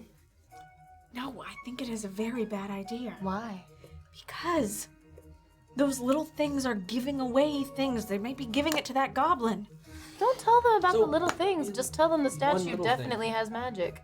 Well, then thought they it will did. go and explore the little things, and they will be able to shoot lightning from every bit of their body. Okay, well, let's not share about the little things. Or maybe it's doodles. I'm sorry, the statue was full of magic, or it wasn't? The statue was not. The creatures. I don't wish to talk about it. Around the statue doesn't have any magic in it. Why not? And that, we can just report that. You can ask a lead, or like say a leading statement and very briefly about what was happening, and if they react, maybe that would show they know more. Like, we don't have to tell the whole story. I think Doxley might be onto something. What'd you say? Oh yeah, I'm looking around. There's a good chance that anyone could hear or see us right now. That is what I'm fucking saying. Everybody give me perception checks. All right. They're like the Scooby-Doo painting. He's going back. She's in the chair. Natural one. Oh no. She is in the chair, and you did not notice. 9. All right, Nat perception. 20. 12. 13. 13. Morna's paranoia feeding a little bit as she sort of looked around at that suggestion. You don't see anything that sort of seems sort of magical or anything like that, but you do look up and there's a small vent sort of in the top corner of the room that looks like it leads into the next room over. So you don't know exactly where, whether someone on the other side of that, but you can see a clear sort of opening there. I think it's clear. Excuse me, Morna. I think it's clear that we're all still a little bit confused about what we have taken in today, and that things still are not clear. And perhaps we ought to wait. All I know is that statue is weird. Yes. It is weird. And it's fair that everybody knows that statue is weird. Well, everyone's going to see it soon enough. I'm sure it's probably halfway here now. Unless the wind blows us all away. Or it blew away the mechanisms that were to get it the rest of the way here. Or some lightning struck it. Or something like that. Door swings open. First one to pass through is Chelsea with her sort of black dress. My apologies for keeping you waiting. May I sit? Please. Sure. She sits down, and quickly after that, Liam comes in. Thank you for waiting. How did you enjoy the game, first and foremost? Riveting. Raucous. Great fun. It mixes it up a bit, not the cards and the roulette, something with a little more activity to it. I I agree. think this is a game I will find myself playing from time to time. If you ever develop a technique, be sure to let us know. I think one of you had a bit of a technique. I think it was all luck. Well, maybe. I also got a blue one. Yes, of course. I think I had already left. All right, oh, I see. I joke. No one's discounting you, young man. I joke. So, to sort of the two of them take sort of next to each other's seats on that upholstered couch there. I'm sure you're had perhaps an inkling that we wish to discuss different matters. Sure. We had heard that some of you, perhaps all of you, made it up to Bison's dig site earlier today. Yeah. It's true. In the interest of cooperation between all of us, and as we voted to have the statue torn down at the meeting, we have a bit of curiosity and concern, let's call it. Is there anything for us to be concerned about, having seen it with your own eyes? Well, I didn't get to see it down in its resting spot, just when they were bringing it out. But nothing crazy happened as it was being raised out. Many people were worried about, comets and meteors and the like. Yes. But as far as I saw, it's just a statue. Did nothing. I don't suppose that was around the time of the wind coming through. The wind would have been about 20-30 minutes after. Good, good. Just eases my mind to know this. Yeah. I must ask, if your vote was to destroy it? It was. What did you think was going to happen? I don't know. But much like some other items that we've collected, religious trinkets, my wife and I are of the opinion that it is always safer for these things to not exist. To not tempt the gods into our little house of respite. So you guys believe that there's something innately religious about this statue? I don't know. We were hoping maybe someone who got a closer look would have an opinion either way. You didn't seem to recognize the figure, the stance, the posture, the bowl at all from anything y'all have collected before? We were shown the picture, the sketch, and it did not mean anything to us.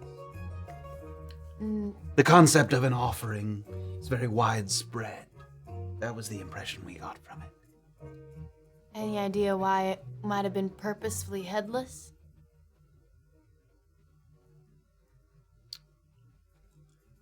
Purposefully? Well, when I was up there, it didn't look like the headpiece had fallen off or anything. Just clean. Clean. No head. I'm sorry, I was under the impression that you all had discussed this. This seems like new information to some of you. I think we've discussed a good amount, but some details maybe were left out in the heat of the moment. We did only just re-arrive back in town less than an hour Yes, ago or so. of course. I'll say for my part, other than the awe of being in its presence kind of in that singular place and in its carved out,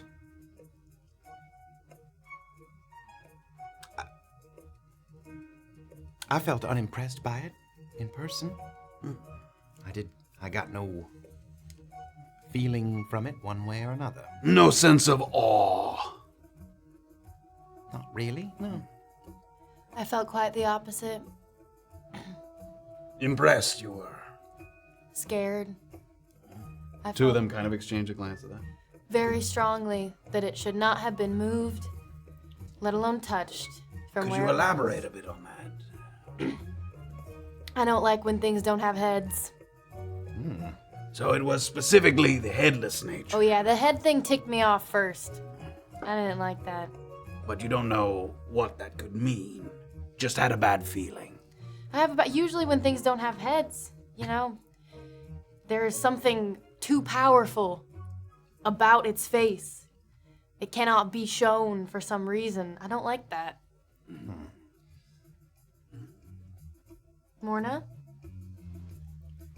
You took a very close look at the statue, Oh, good. and you seemed to feel very strongly about leaving it there. I think it should have been buried where it was. And why do you say that? She looks at Kayt. The statue itself looks completely normal and wasn't anything from my religious schooling that I recognized, but Which you have. don't most.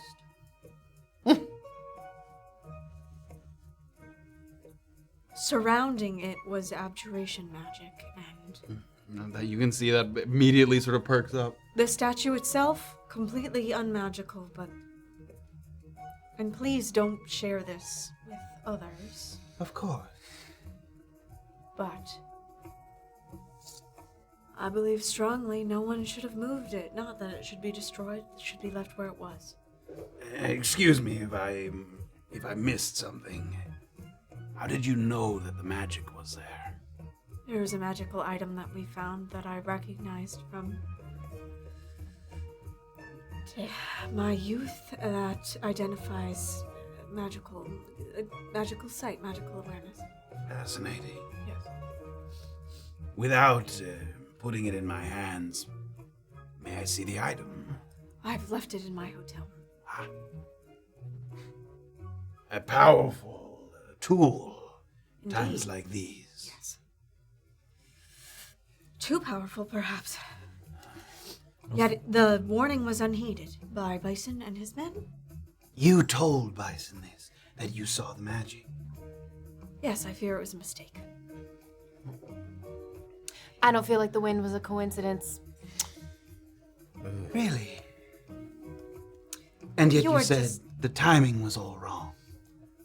It would have been as they've put the statue on the machine or things that would have brought it back to town and would have been in transit at that point. These things don't feel precise to me. It is just a conjecture. None of us know anything. I absolutely know literally nothing. I just feel very strongly that the things may be connected because there are quite obviously many things at play that we know nothing about. Where the statue would have had to have been to trigger some kind of response in the climate, we don't know. Have you gotten winds like that before? It is windy in the valley regularly. But no, nothing like that before. Either a large coincidence or they are tied. I guess time will tell if more blusters happen. If I may elicit your counsel. The statue has already been dug up, so leaving it there seems like no longer an option. It has already moved, sir. Yes. What I mean is, you who got a closer look and got a bad feeling, would it be better for the statue to not make it back to town? For safety purposes. Gods, I don't know. Making a completely gut-based decision here? Please. Yes, I think it would be great if that thing stayed as close to its home and as far from ours as possible. Staying close to its home in one piece may be not so much an option at this point, if you catch my meaning. Perhaps it should be destroyed. Yes, that is what I'm getting at. Say for a second we entertain the thought that the winds are tied to the statue and something weird is going on. Would destroying the statue, if it being moved is what brought this upon us, destroying the statue could bring upon worse if we're to believe that those two things are linked. Sounds... And your impression would be to what then? At this point, I believe the damage has already been done. At the very least, if it's close to us, it can be studied and see exactly what effects it has nearby. A fair point. Does your sister care to weigh in on the issue one way or the other? Were you with your brother, not getting a look at it? No, I saw it. Unfortunately, I'm just the security escort. I'm not any sort of skilled hand at analyzing anything that would have been relevant. But I do find that as soon as you introduce the divine into the conversation, all sorts of bullshit conjecture occur. People can't have proper judgment as soon as it's introduced. And if we're going based on, as your friend said, gut feel, what would you say then? About either destroying it, bringing it here, or otherwise? Specifically those two options, yes.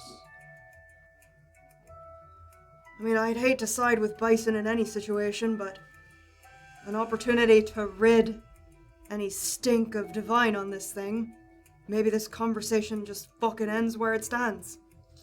But that's just me. I'm a simple little sea elf. I am curious about those that voted to bring it out. And having seen Bison's reaction to a bad feeling from any one of us. It's almost as though he was almost too confident. He did, and you already know this, I'm sure, abstained from the vote. So... Feels as though somebody knows something more than they're telling. You think that those that voted to bring it up rather than leave it or destroy it, perhaps worth discussing with them further? Do you know, was it a secret ballot? No. Who voted to bring it up? Would you share that with us? And what would you do with that information? Nothing, I guess.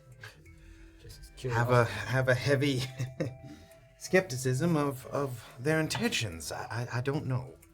I'm not sure, with respect, that curiosity and suspicion is enough to reveal such a thing. Perhaps if we know these are people who would be interested in discovering what qualities it has when it gets to town, and we can get some information from them by knowing and listening to what they discover, we could come to a conclusion if it's okay that it stays here, maybe destroy it later, if we know what they know firsthand. Perhaps we could speak with those who voted as such. Let them know that there are interested parties. Fair enough. Simply people who would like to pick their brain on the matter. Awesome. I think in this discussion we're also ignoring a certain factor. And that's the Clinkers. I don't know if you heard, but the Clinkers were very eager to get into Bison's digs and have a look around. And Bison denied them. Yes, the Clinkers, unlike Brunkhollow, I would say a good majority of them yearn for the outside protection of the gods. Some disgusted that the prison is even here, under the blind eye. I don't know what the prison knows. They didn't get a vote, obviously. But I imagine they are very keen to take a look at the statue for the first time. Well, then I think the actual correct question is, do you, or does anybody else in town want anything from the Clinkers? You would sell this information to them. Sell what information? A look at the statue. In exchange for something that they've got, if it's valuable enough? That's your decision, not mine. If they had valid proof and information from their records of statues found in their territory, or something of the like, then we could perhaps trade that information. I would say that's worth it to give them a look at the statue, but apart from that... That's an interesting thought I haven't heard of before. You think there might be more than one? I mean, I don't know, but if there is one buried and there's this giant land here in Brunkhollow, it's not beyond possible.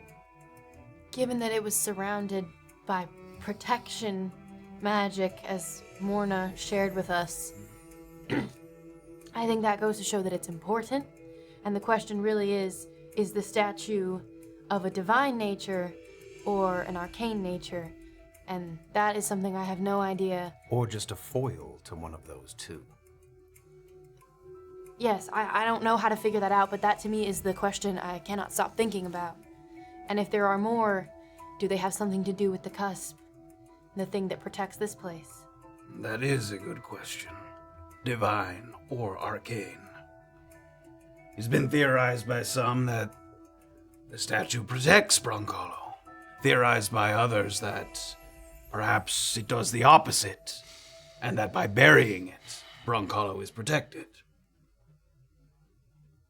Nobody knows, obviously. I think one of the questions that the people who are present for the meeting are going to have is, who's going to look at it? What kind of expert exists for a task such as this? It is worrisome that if it does have religious ties. I'm afraid of the people that are going to be interested in studying it. What would be nice is someone with quite a bit of religious experience who has a reason to side with Brunkhollow. Right. Do they have a plan on where they'd like to mount or display it? I don't believe a specific spot has been chosen. I know that people express their reservations about bringing it into the town itself. So perhaps a little bit north of the bluffs, or perhaps south of the creek.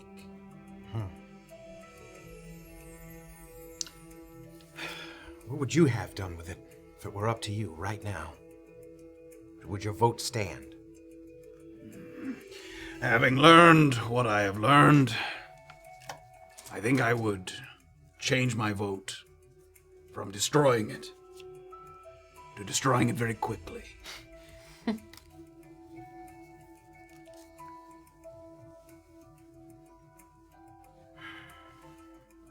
My apologies for bringing down the joviality of our unveiling, but these questions are important to us. They're important to us too. I stay jovial while I'm alive, and if this statue poses a threat to that, then this is not a harm to my jovial night at all. If you don't mind, as we learn more, we may summon you again. Simply for counsel, having been some of the only people who've seen it and been up close that don't belong to Bison in one way or the other. Do you know where they're keeping the statue? As I said, there were a couple of spots theorized. Still en route, I believe. We have not seen the majority of Bison's group return to EOD, so my impression is that they are still en route. Yes. If you take a visit to look at it, I wouldn't mind looking at it again. Very well. I would say if you could, keep it out of the weather. Keep it from getting wet. Anything that could mess with its structure. Seemed brittle to you at the time. Not brittle, and I'm not a stonemason, but just keeping it out of the weather, just in case another harsh breeze blows by and knocks it down. I imagine that Bison's men will secure it, wherever it ends up. I believe we've taken up enough of your time. Thank you. It's always a pleasure. Yes, likewise. There was one other request to meet with you while you were here. Someone who came to us looking for, similarly to what I just said, unaffiliated people of Brunkhollow. A couple of rooms down the hall. Do you have a moment, or are you off? Is it someone we've met before, may I ask? I don't believe so. Wonderful. I'd love to talk to them. Have a moment. Sure. All right. I did not get the impression that it was an emergency. If you have places to be, I understand. Now my interest is piqued. Please. Everybody kind of rises simultaneously, kind of up out of their chairs. What time is it? What time is it? It's probably like 7 o'clock. Where do you need to be, bitch? Shut up. Couple Alright. steps down the hall. And like most of the doors in this hallway are at least like cracked a little bit, but there is one on the right hand side that's closed. Were you have something? Yep. Before everyone left, if Yeah. I could be the last one, I just wanted to catch Liam. I just say, Sure. He's at the door holding it, like letting people go, so he is there. perfect. For your letter I received, where could I find a Mr. Parrish? Mr. Bruno Parrish is one of the surveyors. I understand. Okay, thank you. At EOD most of the day, I understand, unless he's out in the downwheel. All right. Thank you, Liam. Chelsea takes you a couple doors down, gets to the door. She's got her hand kind of on the knob, but you can go ahead. You know, actually, I just realized I need to do something. Elle, you're my proxy at the I'll meeting. relay all the info to you. All right, I'll see you all in a bit. All right. Good luck. Cheers. Stay Be safe. safe. Have a lovely evening. good evening. Thank you for all of your service tonight. Shall we? Yeah. Opens the door, steps inside. That's where we're going to end tonight's episode. What? I thought we were going to get to that. Is it Langford? We shouldn't have played 17 rounds. I don't think the extra round of snake in the grass. I made so much money. Somebody waiting So to have a much little money. word Oh no, that's with the party. I have to know who's in there, Matthew. Do you think it's someone we've never met? Yeah, it's a good chance, yeah. No, it's probably Watch it be one of my us has- leg-breaking friend. Breaking Oh, legs. Oh, and I'm not there. He's like, He takes a step in. Nope. I just pissed myself. Excuse me. Based in the piss pot. That is where we're going to end tonight's stream. Darn. Mysteries abound. A mystery visitor, a mystery meeting, and then more business to attend to. Doxley's off to tend to her many pursuits around town. A busy couple of hours for. This is a little bumblebee. Girl boss. Girl boss. What are you looking at? Building a legacy. You're still up in my shit. You won't get out of my shit. Every time I look at my shit, you're in it. I gave you no attention tonight. Why am I getting yelled at? You're off. Look at my goo. You're investigating my goo. You're stealing my house from under me. I mean, yeah, that is true. What? Facts. She just, it's not just you. It's any information she gets from anybody. She will use it. She didn't go to talk to your friend. Who's my friend? Josie? I don't know. Yeah, what's her face? Oh my God! You know. Josie's not in town. Why the C's fuck business. bad guy here? Get out of Just here. get out of my shit. If you see my shit, step out of it. Thank you all so much for joining my. us. As always, a delightful evening of games and tending to business around town. Ooh, here we go. Ooh. Oh, Jesus. Oh. We're never going to bed. This is just gonna be. You suck at this. So do you. Oh. No, I got one. So do. No, I didn't. Oh, I shanked it. No, I You shanked it hard. Hey! Very nice. You win nothing. Join us all again next week at the same time. Join We us love in the you. Discord Join now us to in the talk about the Discord. episode. Yeah, what do you think they should do with the statue? Montero's, they don't like it. We know how. More importantly, how do you think we should get more information about the statue? You need some need a religious gal. expertise. We'll Did use- anybody? Someone who knows a lot about religion that's Did- not on the side of the church. Huh? Morna already looked at it. I looked at it. I don't know shit about this. Did we Got some sniff it or lick it? Oh, that's Does true. your Nobody mom like Oh, gods? trust me, I'm planning on talking to my mom. Oh. Because she seems like a hoity-toity, God-loving lady. A hoity-toity. I don't know if she'll know more than Morna, but like I think it's. Yeah, she will. That's- Morna ain't educated, baby. You know what my intelligence score is? Well, yeah, you're from a little pagan, I little know- witchy I village know my in the middle letters. of nowhere. That's not You're from a little fairy village. I love that theory. I love that theory. Kate's picturing Morna like, that's her family. Her whole Back town. home. I saw Goody Proctor with the devil. Somebody's pitching we do 4-hour episodes. I agree. All in favor. All right. Oh, yeah, All right. hell yeah. Sometimes we not? push there. Sometimes we push. We usually go like 3.5. Thank you all so much. We'll be back next week. Have a wonderful week. Did you need to shout anything yes, out? I do. Oh, yes, Oh, please. yes. Thank you for your likes, your comments. A special shout out again to Steven, who wrote some music that we listened to. I didn't want to. He has some other ones, but I didn't want to debut too many. Well, you know what? If you become a free member on our Patreon, we're gonna be dropping those tracks like once a month. Head West, baby. Yeah. Giving that shit away for free? What? It's Steven's work. It's not ours. Fine. He had a friend play the bagpipes here, which sounds great. Pretty cool. Pretty cool. Yeah, play this out. Go West I'm is gonna awesome. thank people in a second. It's Sick. Yes, I'll have to tape some of these back together. But Snake in the Grass, Oh. big hit. Killer. Oh my god. Big hit. Yay. That was so All right, fun. maybe I can get this in before the chorus. Montero's Reaper gonna PS make- Gaming gave out 5 community subs. Helljack 82 bits. Helljack 200 bits. Ally Slayer 100 bits. Capucha with a jacket resubscribed. Earthmage resubscribed. Helljack. Damn it, I missed it. Helljack 100 bits. Master Dark 5 bits. Boy, my name is Rosari. Resubscribed. J Brownie 500 bits. Words of a Mute resubscribed. Thank you so Thank very you all much. so much. Nice. Yay. Thank you. Thank you. Thank you. Why am I a master?